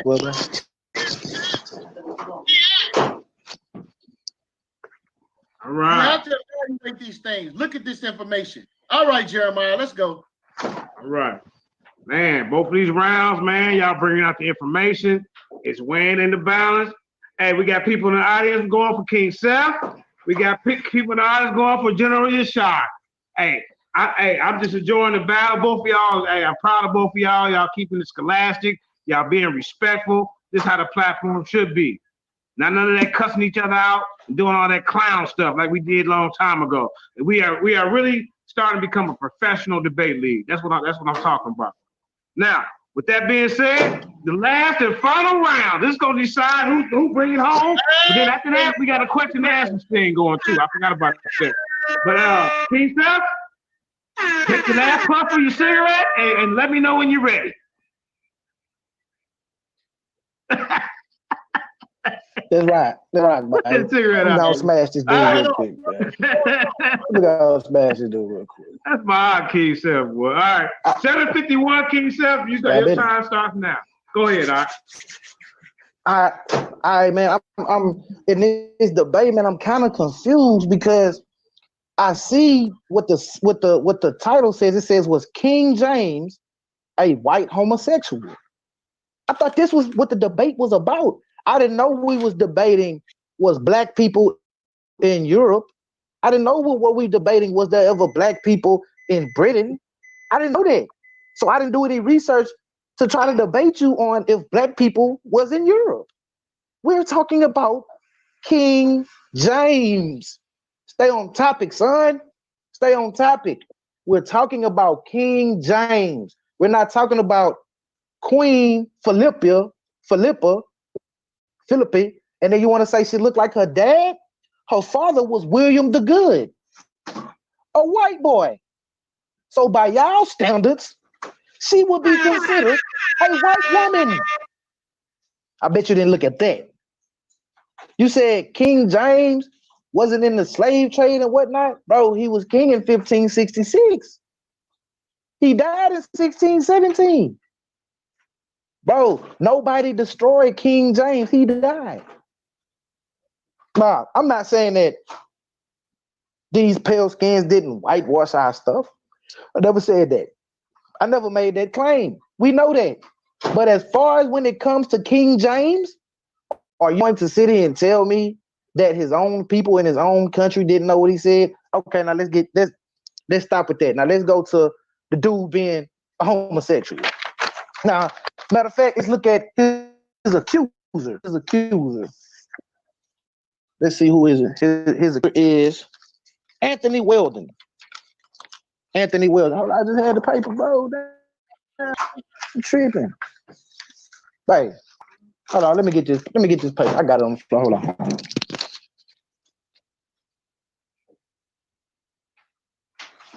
Get your questions ready, family. All right. So you can call in. Get your questions ready. All right, now let's look at this. Right? His accuser is this guy. This is the people that they saying slandered his name. His name is Anthony Weldon. That's him. This is him. Contents, relations to King James. Now let's look at this. The story of Weldon's dismissal from King James Court for his negative assessment of the Scots in a description of Scotland is usually taken as the justification for the criticism of James in the court and character of James, which contains the famous comment that James was the wisest fool in Christendom. However, it is unclear whether Weldon was the author of either of these works. A description of Scotland was first published 6 years before Weldon's dismissal from the court, was not credited to him until the second half of the 18th century. Likewise, the court in the character of King James I was not credited to Weldon until his death in 1648.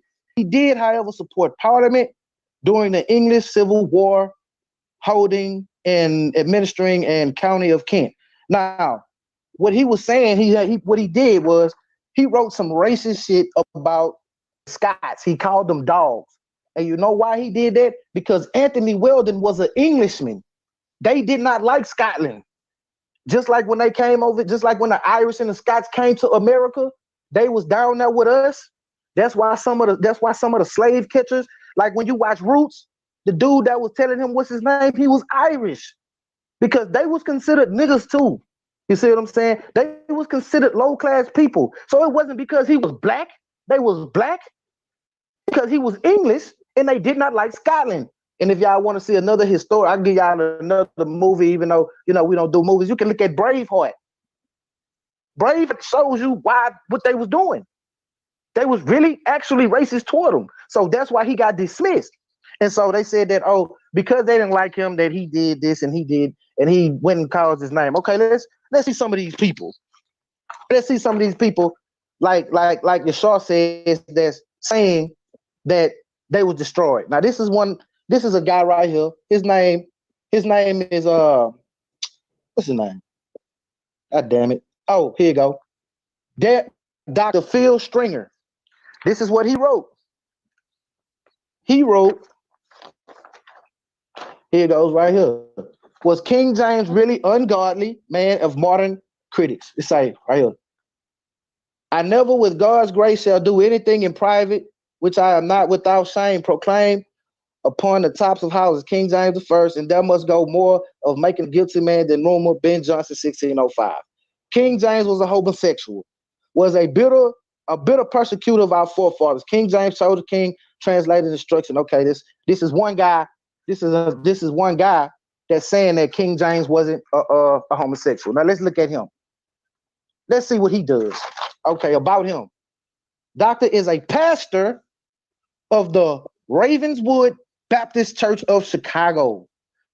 He is an active Bible conference speaker, having spoken to over 325 churches, camps, Christian schools, and colleges, converting 46 states and 12 foreign countries. He has appeared on over 30 radio, television programs. Oh, so is not even a scholar.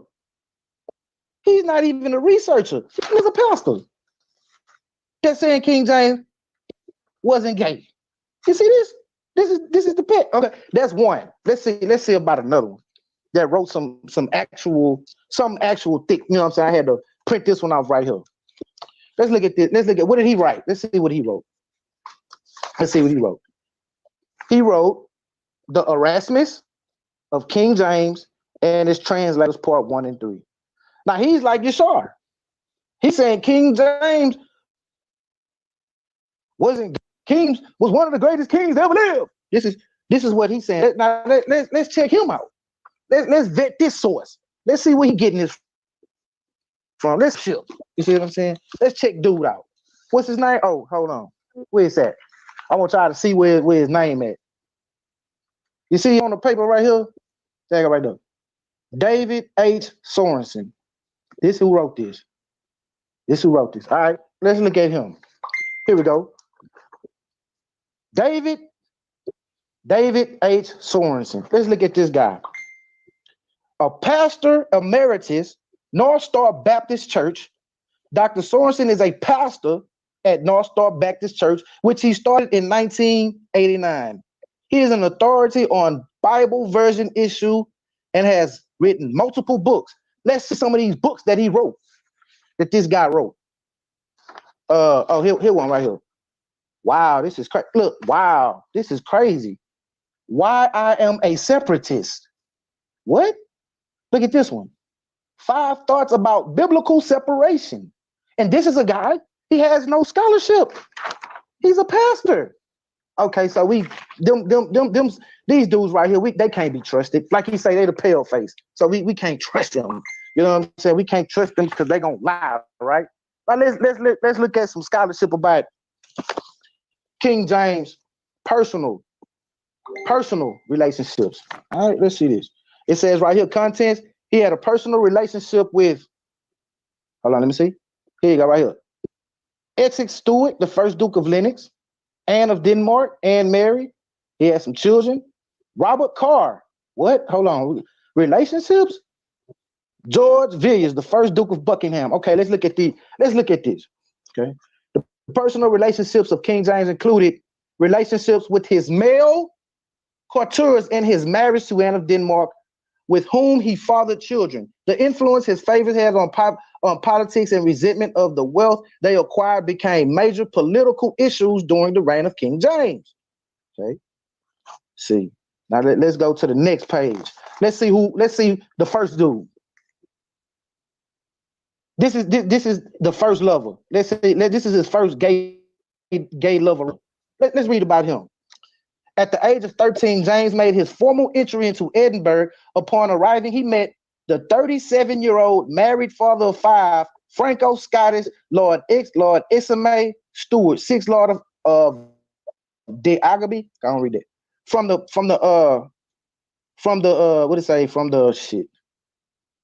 leader, Sir James Miller, described as a nature upright, just, and gentle, arriving from France, Stewart was an exotic visitor who fascinated the young James. Oh, now they got some pedophile shit going. King James was 13 when he met his 37-year-old cousin right here, and they both fell in love. You see, the two became extremely close, and it was said by English observer that from time to time he was 14 years old and no more. That his when the Lord Stewart came into Scotland, even then he began to clasp someone in embrace with great love above all others, and that James became in such love with him as in the open sight of people. Often he would clasp him around the neck with his arms and kiss him. Oh, damn. So I'm talking about he don't even care. King James is out there, he just hugging people and kissing them and all this stuff.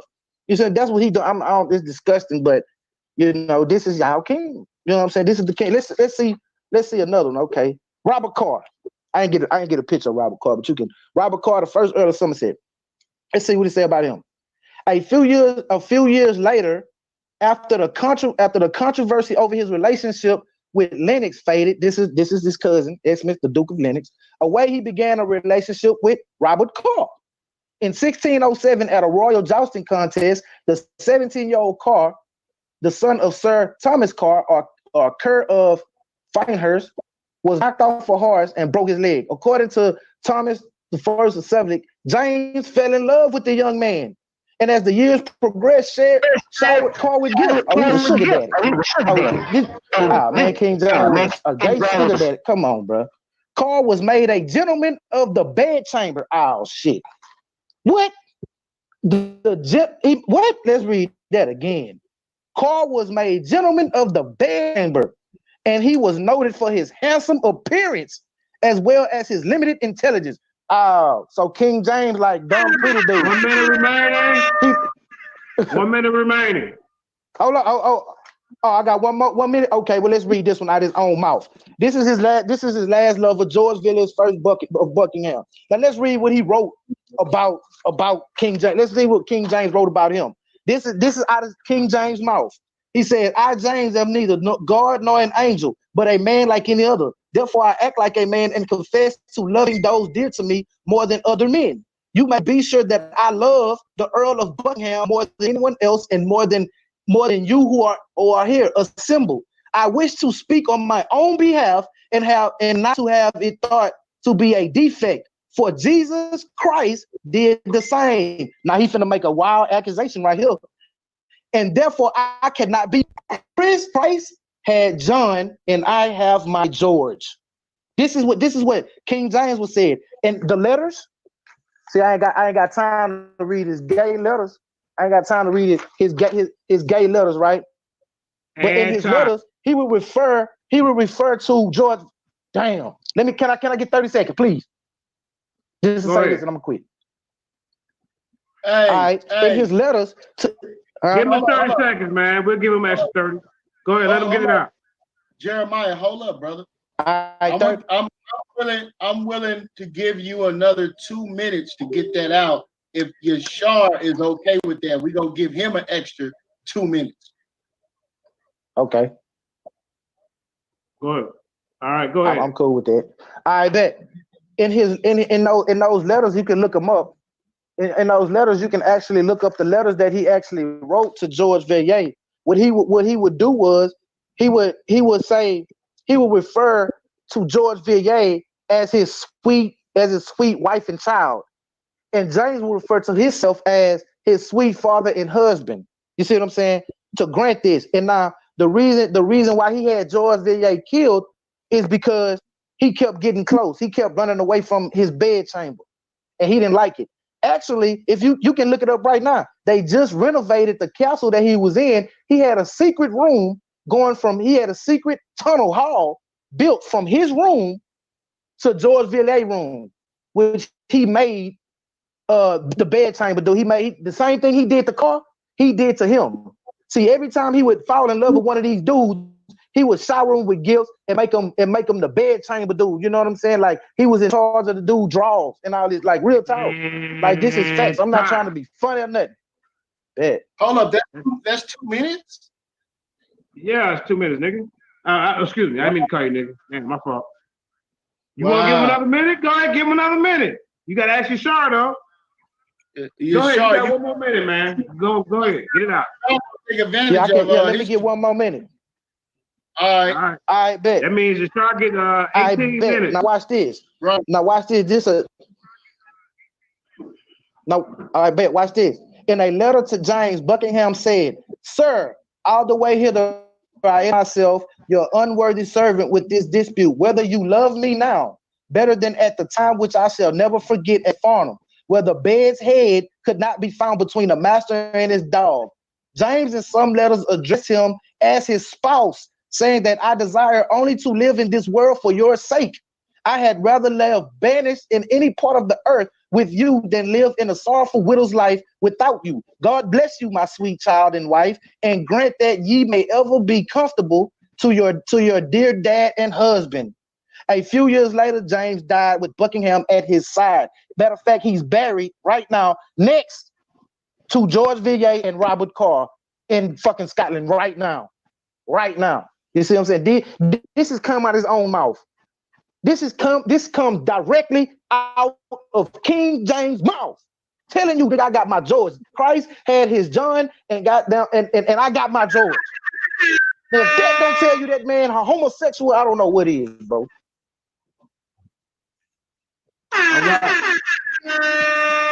All right. Black Jesus? Black Jesus fell asleep, y'all. Black Jesus. Your hype man that fell asleep, King James. I mean, King Seth. Man, say, bro, that was, say, man, don't call me no King James, bro. Out of line, man. Hey, my fault, fella.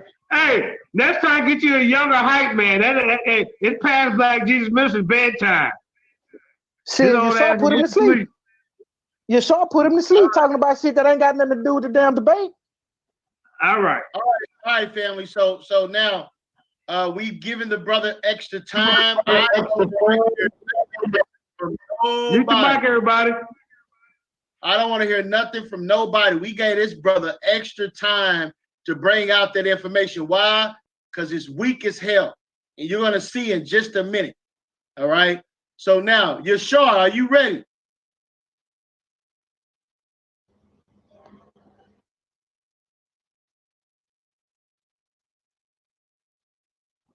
Brother YASHAR, you there? Yeah, I'm ready. All right, okay. All right, so can we start? You get 18 minutes, family. Hold on 1 second. Hold on before you hit that. I want to start at a certain one before we go. Make sure we there before that time starts. All right.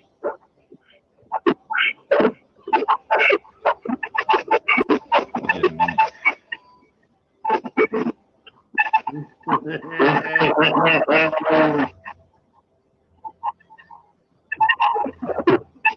Somebody mute that mic. That was you, Jeremiah. That ain't me.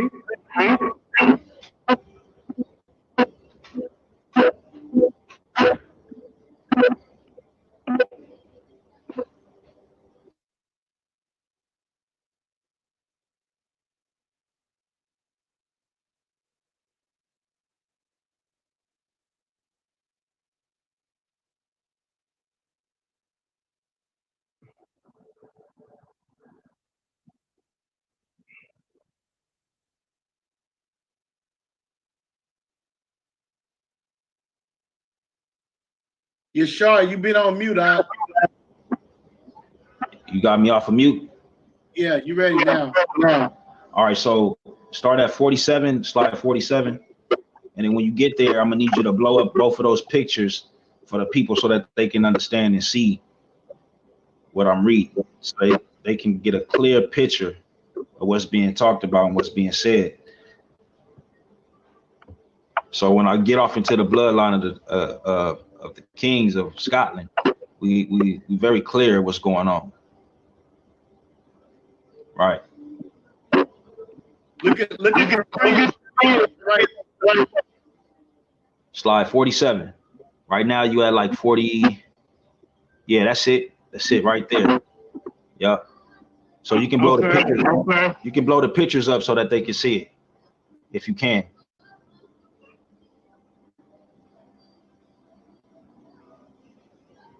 So I'm gonna go ahead and start. You can start the timer.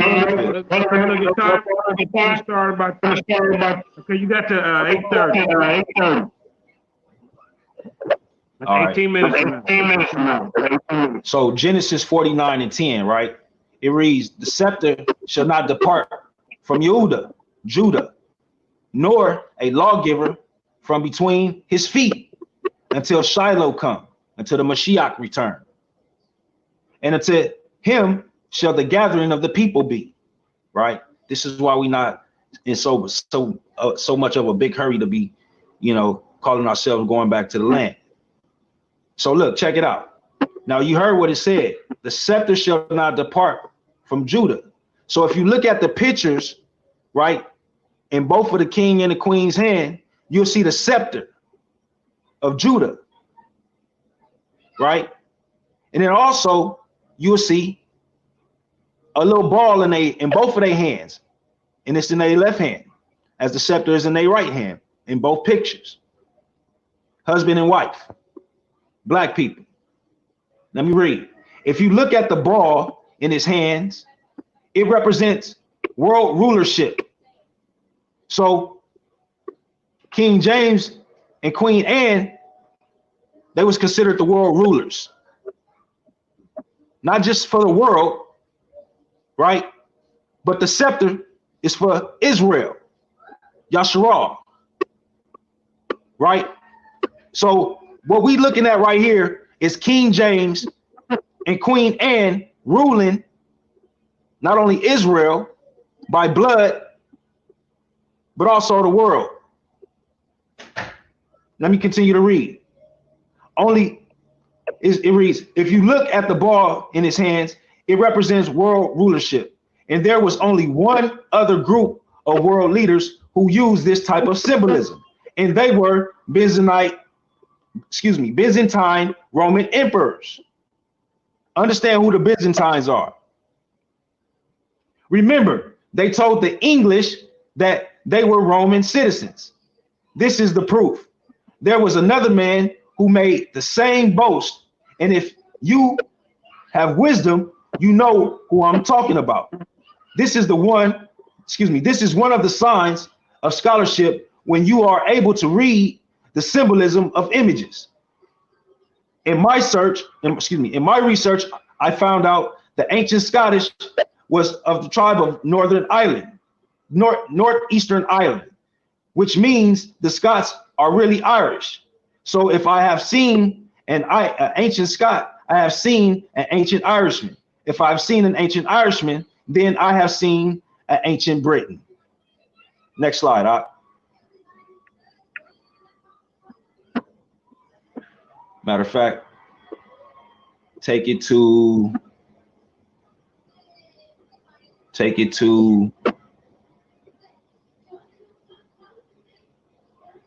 excuse me.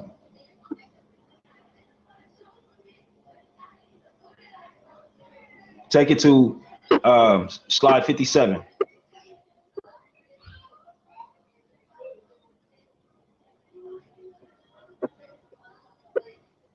Excuse me. Yeah, 57. You there? Is that it? No, that's not 57. No. Keep going down. I can't really see because it's small on your side.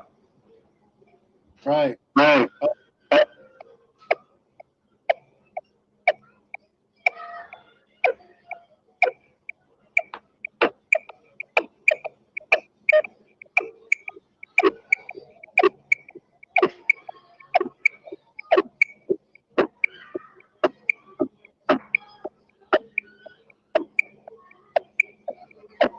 All right. 57.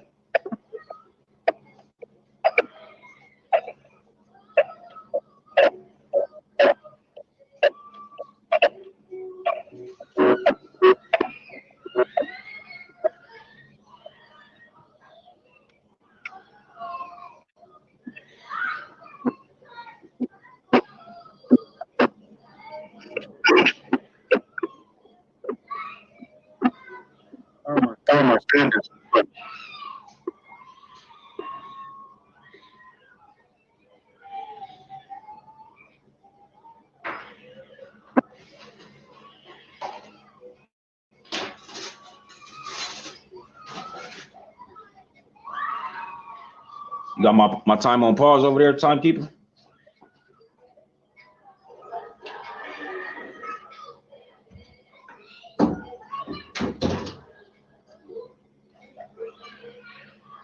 Yeah, we'll pause.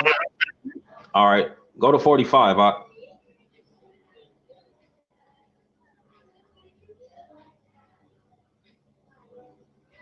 And after 45, go to 57.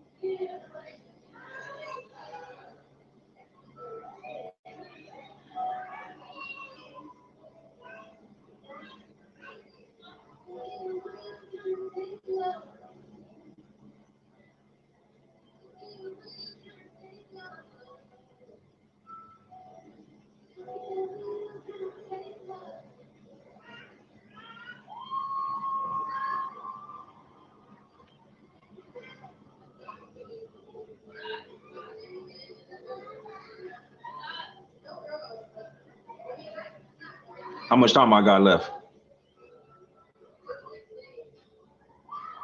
Hold up.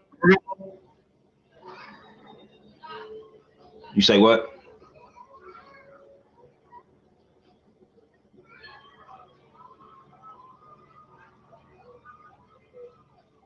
Judah. Yeah. How much time I got left? No, I ain't ready. Oh, okay. Well, let's see what time you started.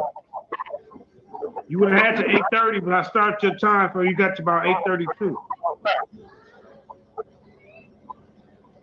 About 12, 13 more minutes.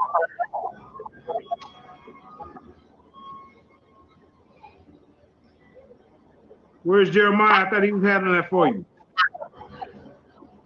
Yeah, that's what I'm waiting on. Where'd he go? Oh no, I think he got disconnected. Oh, wow. All right. I mean, I can go. It won't be, you won't be able to see nothing. Hey, that's cool. I mean, but if you need to show your picture. No, I mean, I just read the information. I ain't really go ahead, tripping. get the information on. Yeah, go All ahead. right. All right, just what it is. All right, you ready to go? Yeah.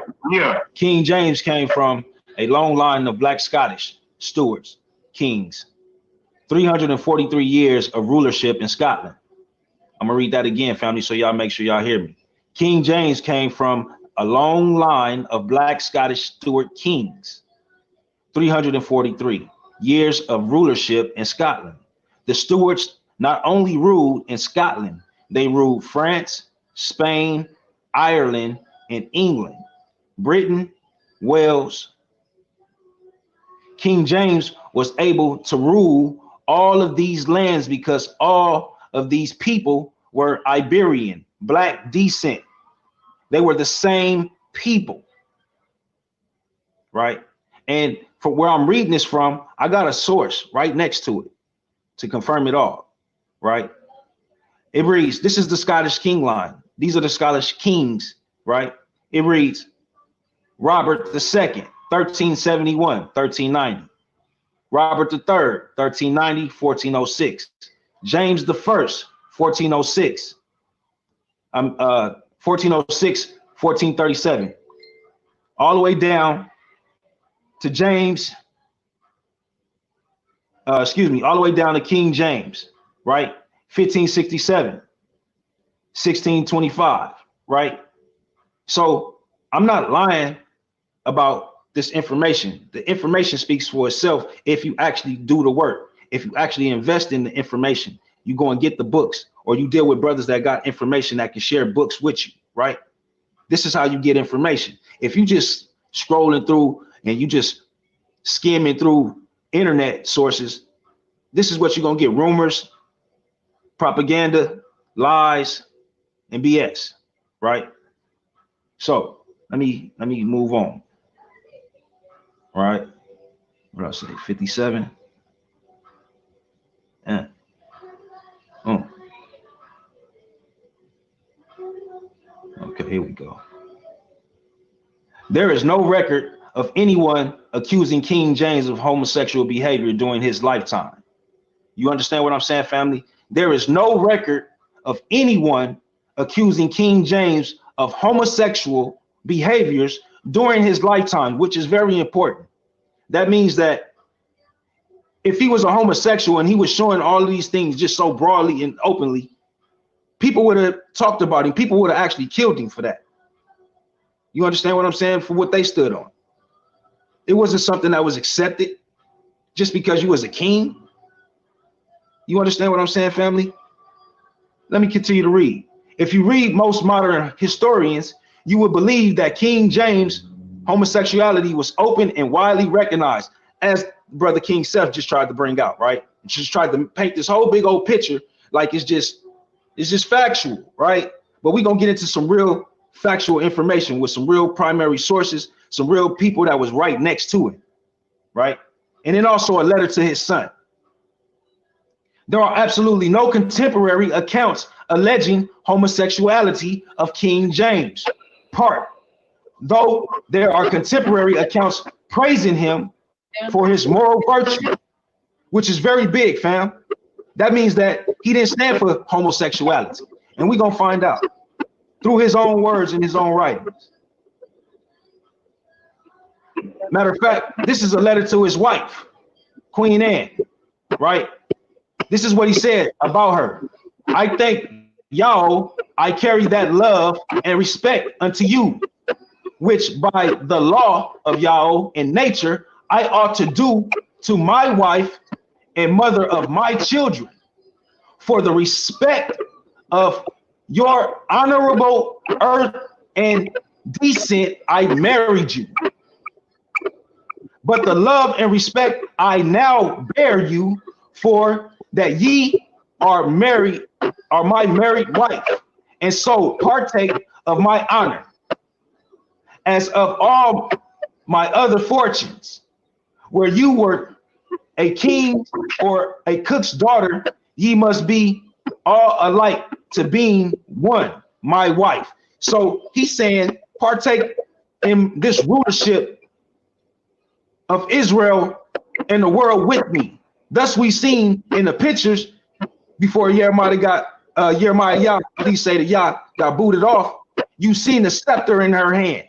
You also seen the ball that represented the world in her hand, moving as equals, as the scriptures teach us to do. What slide you on? I'm on 59 right now. I'm about to move to 60. Sir Anthony Weldon was an officer, just like he was talking about, in the royal household of King James. He was a knight by King James. Excuse me, he was knighted by King James. So King James knighted him into his parliament. He was eventually dismissed from the royal court by King James. Weldon vowed to get revenge.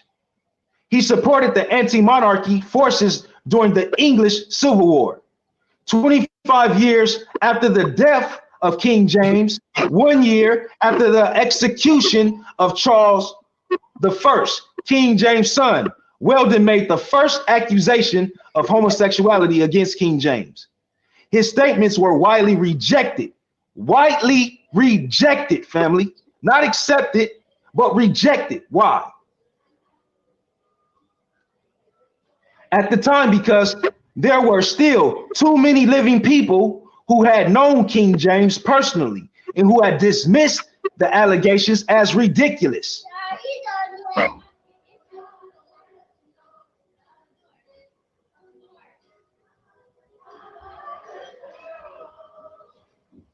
Slide 61. disgruntled courtiers and political opponents picked up the allegations against King James and began to use innuendo to hurt his reputation. While not accusing him directly of homosexuality, they tried to create questions about his loyalty to his close friends and associates. These 17th century critics seem to fall into two groups. Some had their political and personal ambitions thwarted by King James. Others opposed his policies of uniting Scotland and England into one kingdom. All of these allegations come from people with strong bias against King James, and they all were made long time after his death. Next slide. In the 18th century, the primary reporters of King James homosexuality were those who opposed the union of Great Britain and also Roman Catholics, who resented the support that James gave Protestants. So it was all a plot against King James and his father and all of the kings before him, again from the Roman Catholics. They was always hating on King James because they didn't accept that paganist way of life, those homosexual ways of living. They wasn't accepting that at all. In the 20th century, okay, we got that. Boom, next slide. This is a letter to his son from the Basilica Duran, right? King James' own statement on homosexuality, right? This is what he reads. It says, King James' book, Basilica Duran, The Kingly Gift, was written in 1599. It contained instructions to his son about how to properly carry out the responsibilities of the king. Including among his instructions is this statement: there are some horrible crimes that ye are bound in conscience never to forgive, such as witchcraft, willful murder, incest, and sodomy, homosexuality. You heard it? These are some horrible crimes. This is from King James' own handwriting to his son. There are some horrible crimes that ye are bound in conscience never to forgive, such as witchcraft, willful murder, incest, and sodomy. In July 10, James was offered to pardon a number of criminals. He did pardon several on the list, but refused to pardon those convicted of sodomy, homosexuality. But according to this brother, and the lies and the rumors from another homosexual in Welding, which is another reason why he got his ass kicked out of the parliament, excuse my language, this brother is supporting homosexuality. Why is you doing that, brother? You're supposed to be standing with our women and building up our communities with our families. Homosexuality does not do that. It actually goes against rebuilding our community. Why? Because a man and man can't procreate. A woman and woman can't procreate. So you got to think about who you supporting. You got to stop, do away with them lies and get with this truth, right? And this is what it reads. Refused to pardon those convicted of sodomy. He advised his son to stay away from effeminate ones. But you saying that he was a homosexual. He telling his son to stay away from homosexuals. Stay away from the ones that the real effeminate males, right? James repeatedly referred to homosexuality as horrible crimes. These are indeed strange statements from someone giving to homosexuality. James routinely listed homosexuality with witchcraft and murder, just as the Bible does. Next slide. Historian Robert Chambers, 1830, published 2 volumes on the life of King James. Chambers calls him greatly loved and greeted and very much beloved by his people. So you mean to tell me that Oh, because everybody loved him, he's a homosexual, because the men and the women of his people or the land loved him because he treated them fair. So that means he's a homosexual. Stop it, brother. Stop it. I know you want love from all your brothers. I know you rather have love than hate. When you see your brother, I know you rather have a shake and a hug than a look and a gun pulled on you. I know that for sure. But let me keep reading though. He says he also calls him a monarch whose character was good. He also says that his conduct was everything that could be expected of a good Christian. Historian Samuel Rawson Gardner wrote of King James, his own life was virtuous and upright. You can't be that being a homosexual the way you are spreading these rumors and these lies coming from these homosexuals. Next slide. Bishop Godfrey Goodman lived during the time of King James. He publicly preached against moral sins. He opposed King James and was denied opportunities for advancement by King James. James suspected him of sympathy towards Roman Catholicism. This is why King James wasn't tripped with this dude. But this is what he wrote about King James. King James himself, the king himself, was a very chaste man.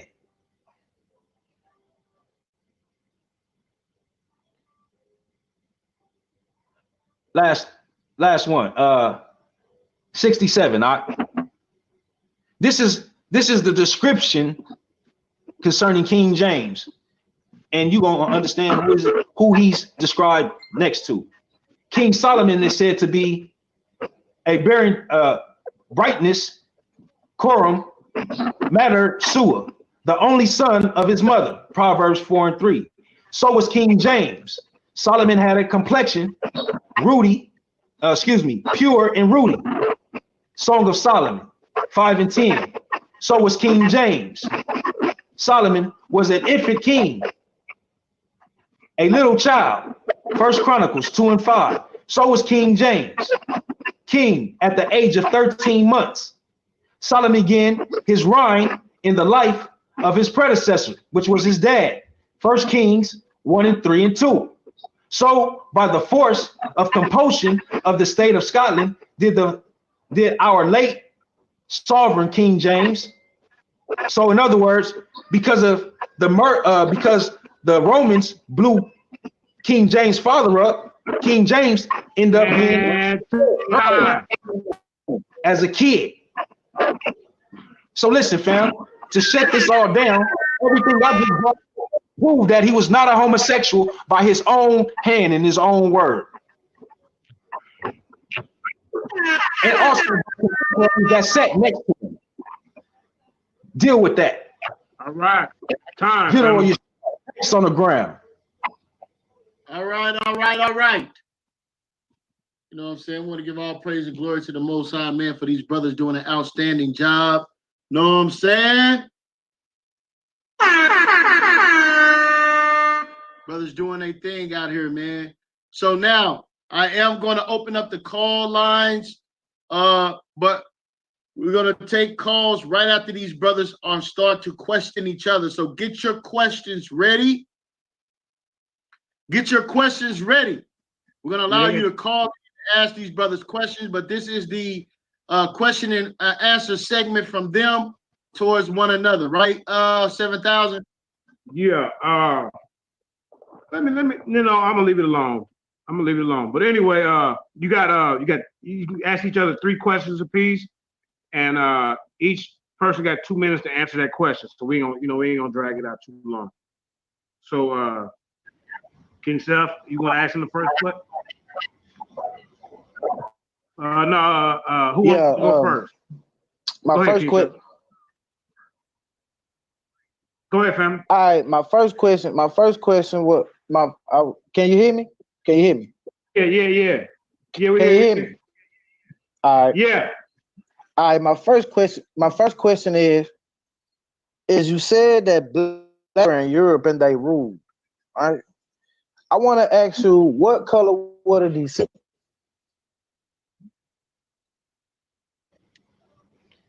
They look like you and me, brother. They were brown skinned.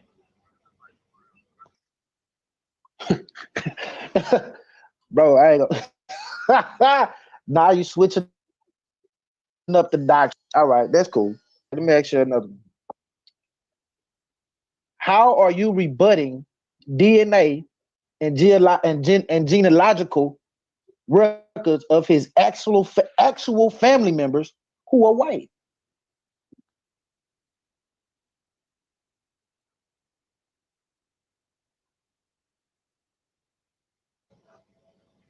Well, because according to King James the First and the Sixth and Christendom Reunion, it says King James came from a long line of Black Scottish Stuart kings, 343 years of rulership in Scotland. The Stuarts not only ruled in Scotland, they ruled France, Spain, Ireland, England, and Britain and Wales. King James was able to rule all of these lands because all of these people were of Iberian, Black descent. They were the same people. This is my answer to your question, brother. From Okay, a well, source. that right there. Okay, well, that right there. That right there does not refute. He is reading some shit. Just reading some shit from somewhere. Get that answer. It makes no sense. All right, the third question I got is the book that you quoted. Man, why it's an echo? I fixed it. I had to. The book that you quoted, that you used. All right, that's a bet. Now the book that you had, that you posted up when Scotland was Jewish. Why did you forget that was written by Elizabeth Caldwell Hirschman and by Arthur Donald N. Yates? Why did you forget to mention this? This is what I read. The authors provide evidence that much of the population, including several national heroes, villains, rulers, nobles, traders, merchants, bishops, guild members, burgesses, ministers, was of Jewish descent. They describe how the ancestors of these people, of these persons, originated in France and Spain and then made their way to Scotland's shores. Why didn't you bring that information? Why did you skip that page? Did you read half the book, or did you read none of the book, or did you just look it up? Because some of the stuff that you was reading about Anthony Weldon and you just it seemed like I kind of think I know where you got him from. You got him from a Hebrew Israel. I know this for a fact because I saw the same exact things that you were saying. And you said it was no contemporary people. Well, let me show you this. Let me give you something about what Sir. No. Hold on, brother. I just need you to ask me the question before I can answer. Oh, okay, my question. Yeah. Oh, yeah. My bad. That's my fault. All right, that's my bad. Hold on. Oh, somebody take me off the thing. It's echoing. Yeah, it's echoing. Okay, let me give you my question again. The book that you said why did you not mention to the people that the authors provided evidence that much of the population included several national heroes, traders, merchants, bishops, guild members, burgesses, and ministers was of Jewish descent? They describe how the ancestors of these originated in France and Spain and then made their way to Scotland. I mean, you're telling people that this book, so why didn't you mention that to the people? Okay, these so are white people. Why didn't you again, mention that? so they was not white people because they come from Spain and France, brother. If you really pay attention to the answer that I just answered your last question with, which was your second question, right? It's the same answer to your third question, brother. Listen to me clearly. Now listen to what I read. Again, this information comes from King James, the 6th and the 1st, and the reunion of the Christendom reunion. Okay, I posted this source in the beginning of the book of my debate. This is my answer, brother. You asked about Spain and France. Listen, King James come from a long line of black Scottish Stuart kings, 343 years of rulership in Scotland. The Stuarts not only ruled in Scotland, they ruled France, what you just asked me about, Right. and Spain, what you also just asked me about. This is why that information is mentioned in the source, brother. It's just my. Do I got another question? Because I want to figure out what time period are you talking about? What dates? Name some dates. No, that's what I 3 wanna know. questions. Asked that a long time ago. Oh, you in the wrong time period. You're in the wrong time period. Bro.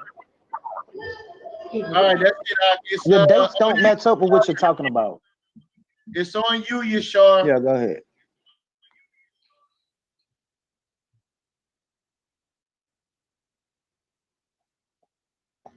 Okay, so you said you brought out DNA information, right? Yep. Okay. R1B. R1B.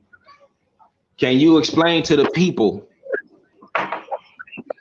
how you came up with that, how your source came up with that process with the R1B to understand that? Yeah, what they did was. Yeah, what they did was they went to. Take me off. No, this. Go ahead, Op. Yeah, what they did was they was doing a genealogy test to find out who was in the line of monarchy. They was trying to find the DNA of the monarchy and the people that they like the dynasties. They was trying to figure out who was part of that in Britain and England and stuff. So what they did was they went to King James's cousin. They even went to him because the best place to find the best place to find DNA is in the bone marrow of decaying bodies. So you can look at that. I mean, you can actually type that up right now. Where's the best place to find DNA? And it's gonna tell you it's a great source. So what they did was they took DNA from several people that was in Britain that claimed to be his descendant.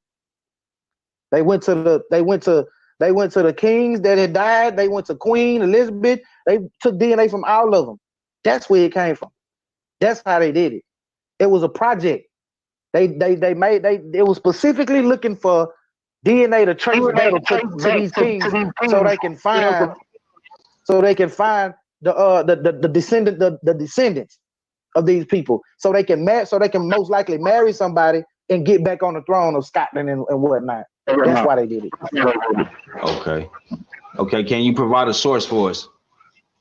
Yeah, let me go get it real quick. I just got it. Oh yeah, family tree DNA. Family tree DNA. Off the top of my head. Let's see. Family tree DNA. You can check their website. You can check their website and see what they and see. You can actually look at the whole project. All you gotta do is put into the type search English monarchy DNA project, and it's gonna pull right up. They got the reports of who they did it, the line, the tutors, all of them. That's all you gotta do.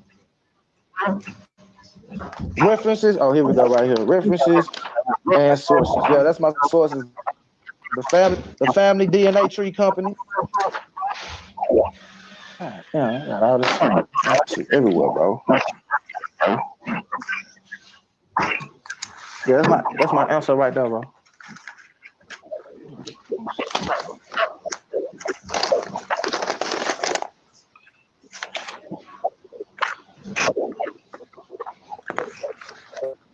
All right, next question. Yeah, here we go, right here. Here we go. Hold on. Here we go. Right here. Family tree DNA. The community group projects, the forums, the YDNA, the blogs, the careers, and everything in the newsroom. Just the whole project. As a matter of fact, it says if you read it, if you can read it at the top, it says the Stewart Royal DNA Project has been designed to cater for men who descend or believe they descend from the ancient Scottish family known cooperatively as the Royal Stewards. So there you go, right there.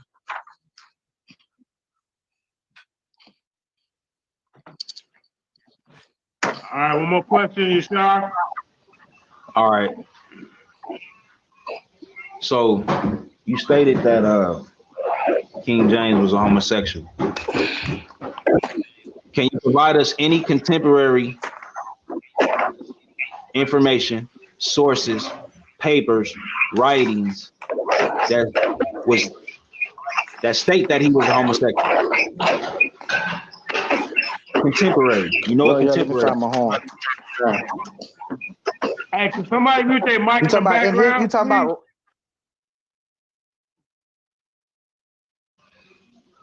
Are you talking about right now, or when he existed, or when he was alive? I'm talking about when he existed. Somebody that was sitting right next to him, like the contemporary information I get. I bet. Yeah. Hold on. Wait a second. I just had it. I read it. I read it in the thing. I read it in my second round.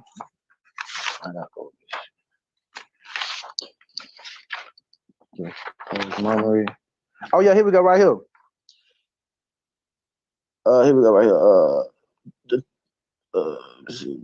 Okay, the two became extremely close, and as is said by an English observer, that from time to time he was 14 years old and no more. That is when Lord Stewart became Scotland. Even then began to clasp one in embrace and his love of all others, and that James became in such love with him as in the open sight of people. He often clasped him around the neck with his arms and kissed him. And also Sir William Riley, he also said that we're being succeeded by Queen James and being succeeded by King Elizabeth. So it was known. That's why when Anthony Weldon, that's why when I read the Anthony Weldon, I made sure that the people knew that it wasn't even him that was saying it. What he was writing about and what he was saying is what the whole kingdom already knew. The whole kingdom knew he was gay. They knew he liked these little boys. He been gay ever since he was 13. He been and for the fact, just because you have a wife, I don't know what year you live in or what place you live in, but I know in America, it don't even matter if you got a wife. It don't even matter if you got a kid. That don't mean nothing. They got a lot of gay people out here in the closet with wives, with kids, and gay as a Fruit Loop. So the statement that you make, oh, he's saying this to his son. Oh, he said, are you insinuating that a gay man can't teach his son how to be a man? He's a man. Alexander the Great was gay. He was a straight killer, but he was gay. So what you saying? I mean, that's right there. Just because he married, that don't mean nothing.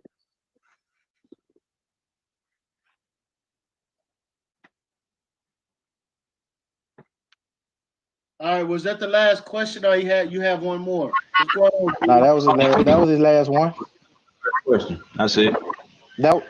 All right, so we're about to open up the phone lines for anybody that want to call in and ask any questions to these brothers. All right, we're about to open up the phone line. What's the phone number? I'm about to post.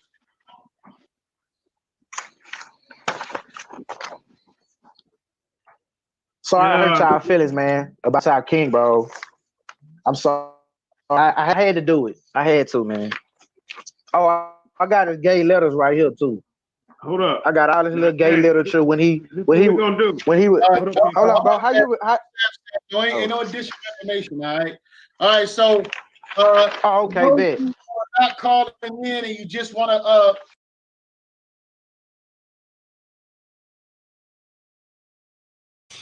This is a recap, so don't call in asking questions. place your vote, you can vote 1 for King Seth and vote 2 for YASHAR. But now the phone lines are open for anyone to call in and get to ask these brothers any questions. Phone lines are open. Yeah, for the record now, YASHAR didn't say that King James came from King Charles I. The information is right there, smack dab. When you look at, you play this back, right? You play this debate back, you'll see where I got my information from. You'll see where it says King Charles right there. King shot smack dab on the front of my PowerPoint before I actually get off into it. So if you pause it right there, you can read that information that's right there on the front, and then you can get an understanding of what I was saying. So don't get it. We got a call. We got a call.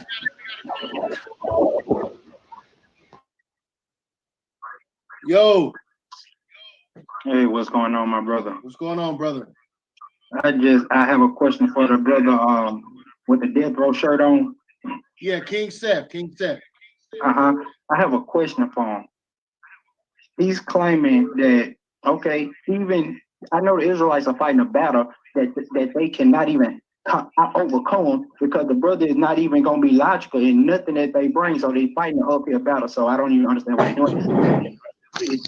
If he's going so hard against what King James is European and that Africa don't like the European, how then do they have slave ports on West Africa in the continent of all blacks? How can they build? How can Europeans come to a black continent before slavery and build those slave posts there and come and take a people off of all black continent? How is that possible without the help of Africa? That's not possible. That's not possible. Go search up. Tell him to go search up. The Africans were already doing business with Muslims and with the Europeans, my brother. They was doing liquor, alcohol, corn, rice. Wait, brother. Do you have a question? Do you have a question for the yes, brother? That's the question. Ask him. I just want to know, like, how did the slave ports get on West Africa on the African continent for the Europeans to even come get a people off? That's the question. How did that happen? All right. Without the help of Africa. You understand the question, Seth? Nah, what he asked? He say why? He say why? How? He say why was Africa was out? How what? Was not Africa doing business with the Europeans in 1100 AD? There was already Africa was doing business with Europeans and with the Muslims. Okay. They all had hand and part in slavery. Okay. Right. So what they got to do with King James? How did the slave ports? How were Europeans able to come to slave ports in Africa and get certain Africans from Africa? How were those ports built? It took years to build those ports. How was they built in Africa? They built them with stones and bricks. What are you talking about? Who built them? Who built them? Shit, white folks.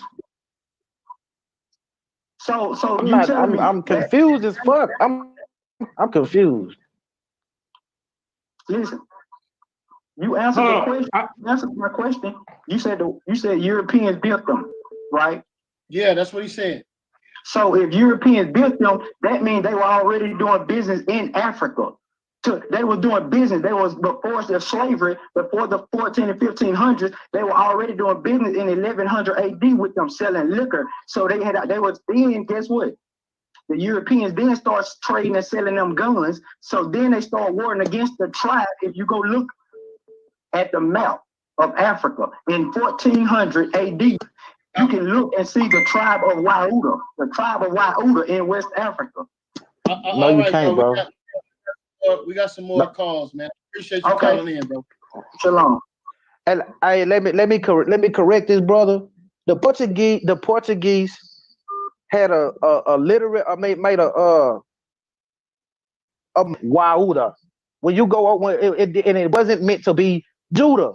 When you go over there and talk to those people, they will tell you that that's not what it means. The Portuguese got it wrong because the W, just like in Spanish, they speak Spanish. Just like how you have one, Juan. That's how the Portuguese spelled Wauda with a J. So y'all think about it as Judah. No, it has nothing to do with the Hebrew Israel. They made a mistake. All right. We got another call. All right, yo, Shalom, Mark. What's going on? Who's your question? Shalom, Mark. Khan, this is Hezekiah from OKC. I got a question for King Seth. Yeah. So, what was the DNA makeup that he provided? R1B L745. All right, so I wanted to ask King Seth, do he understand that in sources saying that over 60 to 95% of people, before I ask that question, do anybody make up that haplotype in Africa? You say, do anybody make up the what? Hold on. I have no type from Africa. Hey, brother, hold on, and I'll bring you on 1 second, all right? All right. All right, go ahead, clarify, Hezekiah. Well, I wanted to ask the brother King Seth, do anyone in Africa make up the haplotype that he provided? No. All right, the answer is no. All right, so hold on 1 second. So, if you look up this website called Europedia.com, right? And it gives information on haplogroups. Anybody that's listening, you can follow along and go to this website. And it tells us that 60 to 95% of people in the sub-Saharan Africa and Cameroon make up this same haplogroup. What? That he provided. What website you went to? The website here. It's EUPEDIA.com. And you can look up that R1B DNA, and then you'll see that over 65 to 95% of sub-Saharan. What? Wow. All right, bro. Okay, now watch this. All right, appreciate that. Let me answer this question. All right, you say you say introduction. As soon as I open it up, it say introduction to prehistoric Europe. Haplogroup R1B. Haplogroup R1A. Now let's see. That's for Europe, bro. So I don't know what you're looking at or where you going, because I just went to the website that you're talking about. Just went to it that you said. And whatever you talking about, bro, it don't say none of that on this website. Nothing at all. It says prehistoric. Let me show you again. Origin spread of ethnic association of European haplogroups and subclass. R1B, R1A, Europe. And then you claim that you want to say that King James is a Jew, a black man, a Hebrew Israelite. That's what y'all saying. He is not from Central Africa. He is not from Cameroon. Y'all saying he's a Jew from Israel, from the tribe of Judah. That means if he was that, his group would begin with a J, not a aura. All right, Get your sources, man. We got a new caller. All right. Hold on, caller. 1 second. Hold on, I got you in the queue. I'll be back in a second. Okay. All right. Caller, Where you calling from, and who's your question for? Oh man, I'm your hometown neighbor, man. There's Jesus Black in Oklahoma City. Jesus Black, what's going on? Yes, sir. What's up? What's up? I got a question. I don't know if it's been answered. I really wanted to ask like two, but I'm gonna get one. I want YASHAR to please one more time for me, because I think I might have missed it somewhere, but I didn't hear anything about King James's Black genealogy. I heard about people in Europe and original this and all that stuff through the chat, but I didn't hear the brother mention King James's genealogy and proof of his genealogy. So if he could do that for me, it'd be much appreciated. Well, if he did it, please somebody reiterate for me. He don't have to answer. Anybody can.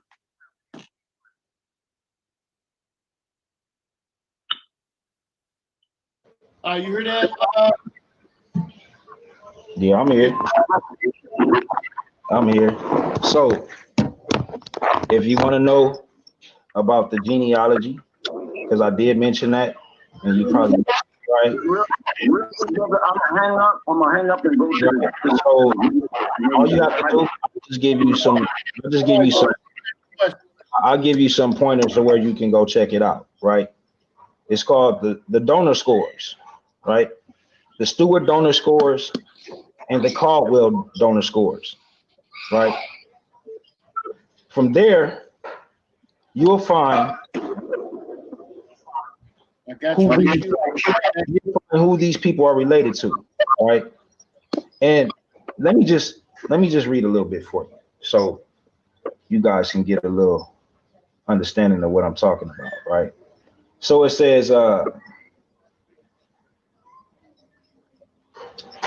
the Caldwell-Stewart's haplotype is the most frequent male haplotype on record. It is widely distributed throughout Europe. In America, it occurs in most ethnic populations, including African Americans. Once again, African Americans and Hispanics. Due to admixture, Stewart and Caldwell surname matches the F, right? The FTDNA included Agan, which means Levi, Judah, and Benjamin. All three. That's what AN in Britain stands for. Covenant with Judah, Levi, and Benjamin, right? Right. Arnold, one of the most common colonial American Jewish surnames. Bell, right? Good looking in French. Brown, Canterbury, Carter, Cordova, Sephardic. Those are for some what they call Sephardic names. Castana, Sephardic. Chamberlain, Chambers, from Latin. Camera, incognate with Cameron of the chamber. Yeah. Cullen, Davenport, Welsh, Davidsport. I can go on and on. All the way to Jacob, a leading English Jewish surname whose meaning in Hebrew is merchant. Understand, family? All right. Appreciate that. All right, we got somebody in. Where you calling from, and who's your question to? This is Carla Wang. I'm calling from Texas. My question was kind of along the lines. I actually heard the other brother on here, and it also, my source also says the same thing regarding the DNA, especially when it comes to the two sons of King James were amongst certain tribes of Cameroon and the neighboring Berbers. Even with of King James, it also talks about Eber, and Eber is actually Hebrew. It's also related to the bloodline, which YASHAR actually confirmed in his research. So my question is, all he kept saying during his debate that he was trying to trace it back to Western Europe, doing the tracing. However, he failed to understand the history of Europe, and knowing that the lineage that is there. Even on his website, it even traces all the way back to Adam, in which science has proven that Hey man, hey, hold up, man. Somebody's damn washing dishes. What's going on, man? Mute your phone. My bad. Hold on, Carla, 1 second. I got you in the queue. I'll be back in a second. All right. All right, go ahead with your question, Carla. Okay, so this question is actually going to be for YASHAR. Okay. YASHAR, based upon your research, did you during the stuff kept making the point of you didn't cover during King James' reign? So during King James' reign, can you confirm that he was actually, while he was ruling, and tracing back to the fact that he was also black during that period of time that he was born? Was he black during the period of time he was born? No, to confirm that there was still a black rulership, that it wasn't taken over by the so-called whites. Okay, can you confirm that it was still a black lineage during the time of King James' birth and wasn't taken over by white people? Con, I can. All right. All right, Shalom, Sister Carla.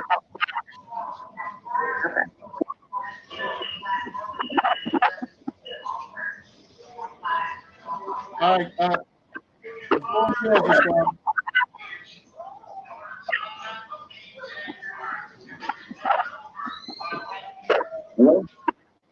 Hold on. 1 second. I'm getting the answer right now.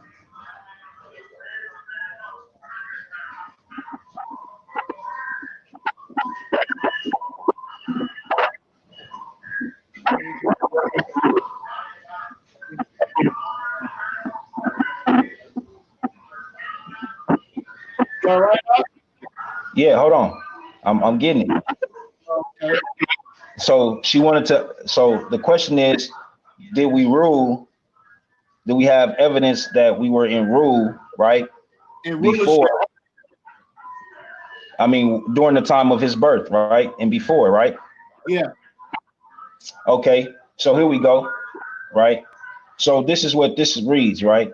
Now, understand that King Charles I of Scots in England, right, is his grandfather, King James, right?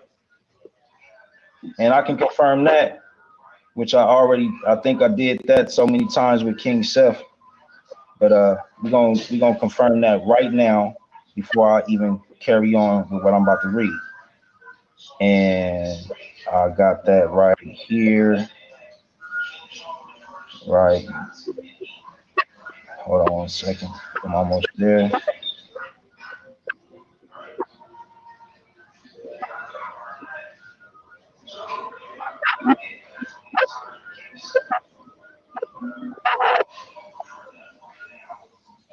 Get your votes in, family. Get your votes in. We're about to get ready to close out. We're going to take a few more calls. Just be a little patient with me, fam. Be a little patient. Okay, here we go. They were the grandparents of Charles II. Here goes some more information that confirms that they were in rule. They were the grandparents of Charles II, Stuart, who was named the Black Boy, the son of King James I. King James I let you know that they were in rule. So he was described on a wanted poster issued by Parliament as a tall black man. Okay. So that's one one telltale. And so here go another one, and then I'll leave it at that.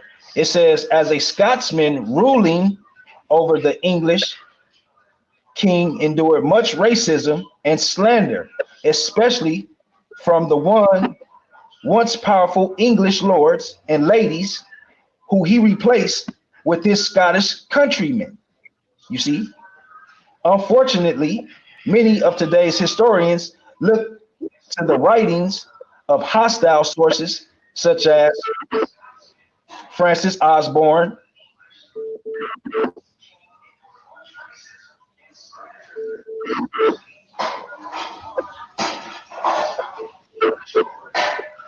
hold on. Got you.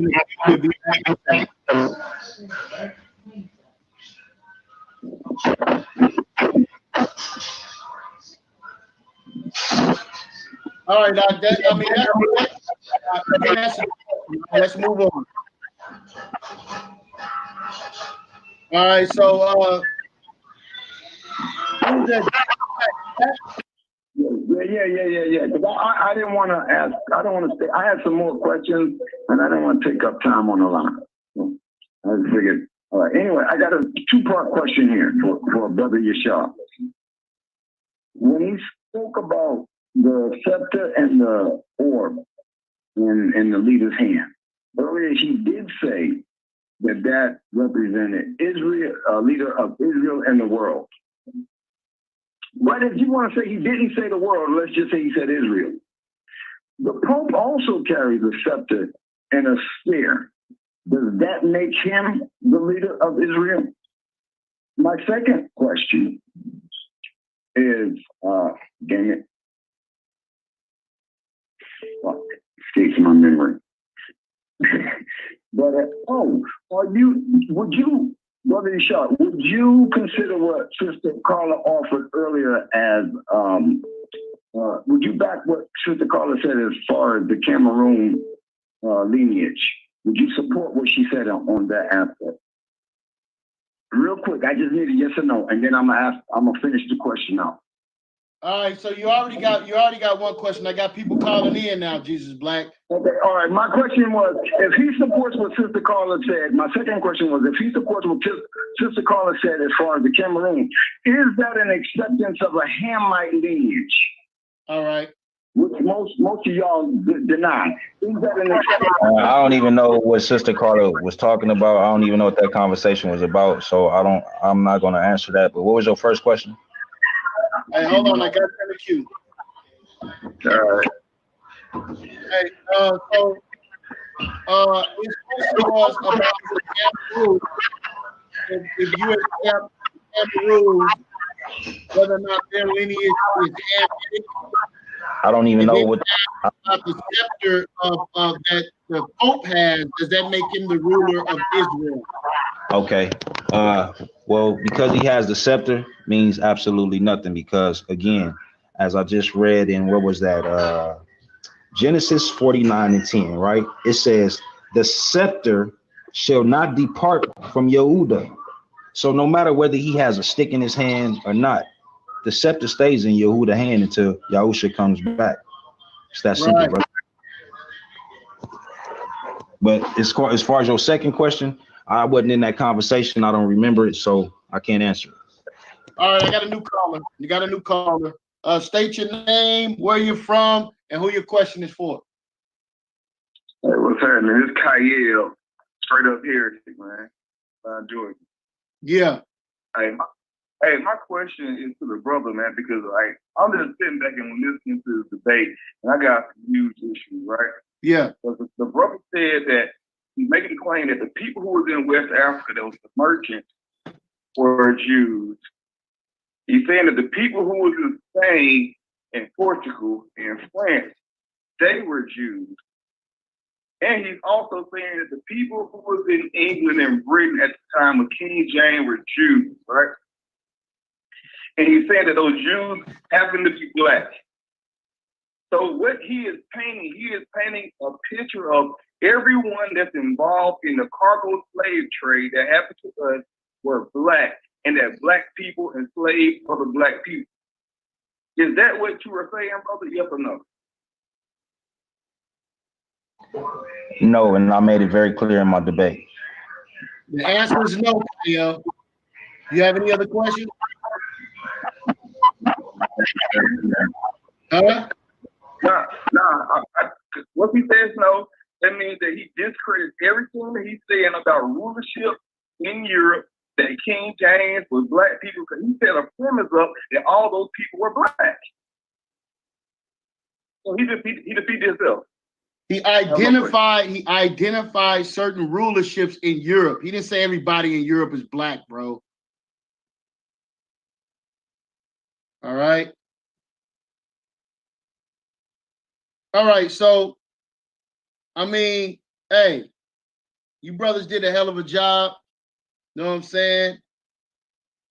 You know, everybody gonna be casting their votes. We also gonna have an external voting system. We're gonna get with our sister Karima, have her put one together that will be on Yah World 777. Slacky, it'll be on HORS Your Code on Facebook. HORS Your Code, and everybody will be able to go there and vote. All right. For those who are watching now, you can vote now in the comments. Hold on, Yeremia.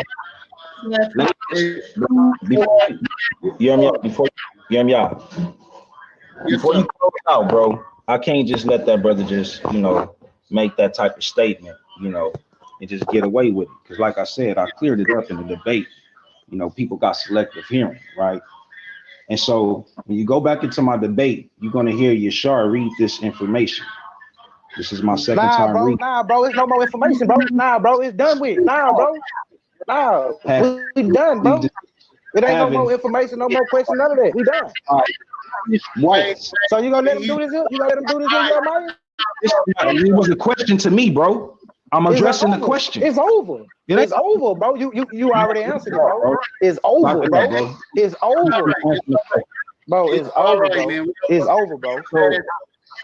King Charles wasn't the only one to censor this indication.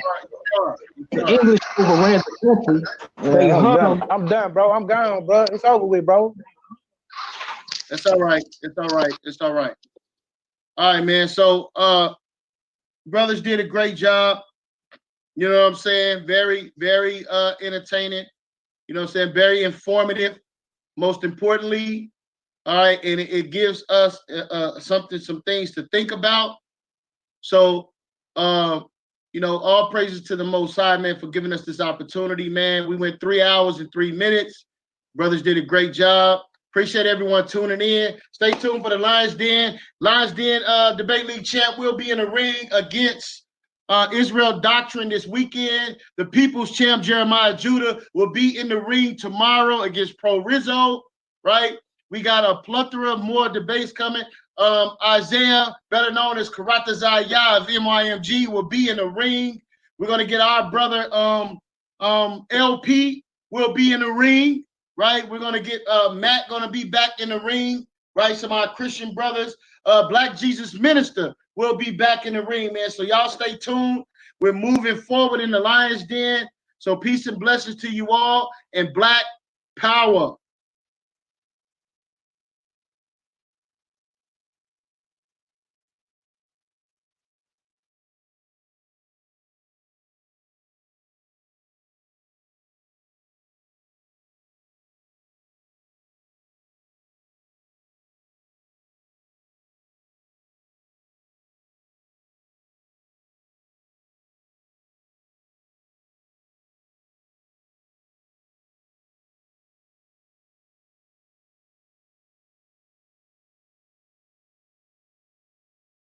All right, there we go.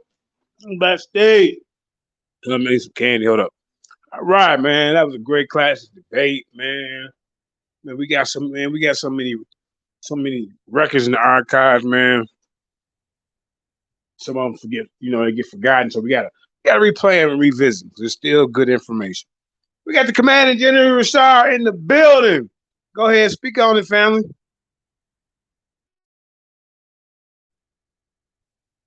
All right. Maybe he stepped away. You can be around the kids. All right, Kareem, you got anything to say before we end this? We will be coming back with I think Big Baby Hebrew and JT. Are we Israelites or corruptilites? Are we Israelites or corruptilites? What are we acting like? What are we supposed to be acting like? So that's coming a little bit right after this broadcast. Like I said, we appreciate y'all watching with us, man. That was a powerful debate. Them brothers was banging back and forth. This is the talent that we have around us, man. You see? And you know, we like to showcase it. You know. Some of you guys just trying to call yourself to be in this debate circle. I mean, y'all got to toughen up. You see them two warriors? You see, that's what the cloth that we cut from around here in the Lions Den, Chris. But don't ever put your name on. And then had the nerve to say when Chris came begging and trying to come over here to get rid of YASHAR, or he ain't coming. We never asked for you anyway, bro. Did you just see the performance YASHAR put on? Are you serious? Did you see the performance KYNG SETH put on? Are you serious? For you? But yeah, I don't want to talk about you in the debate, because people going down the line want to see this. It was a great debate, powerful information, sources was provided, and that's what we do in the Lions Den. YASHAR, are you there? Okay. Well, with that being said, we out. We'll be back soon. Shalom.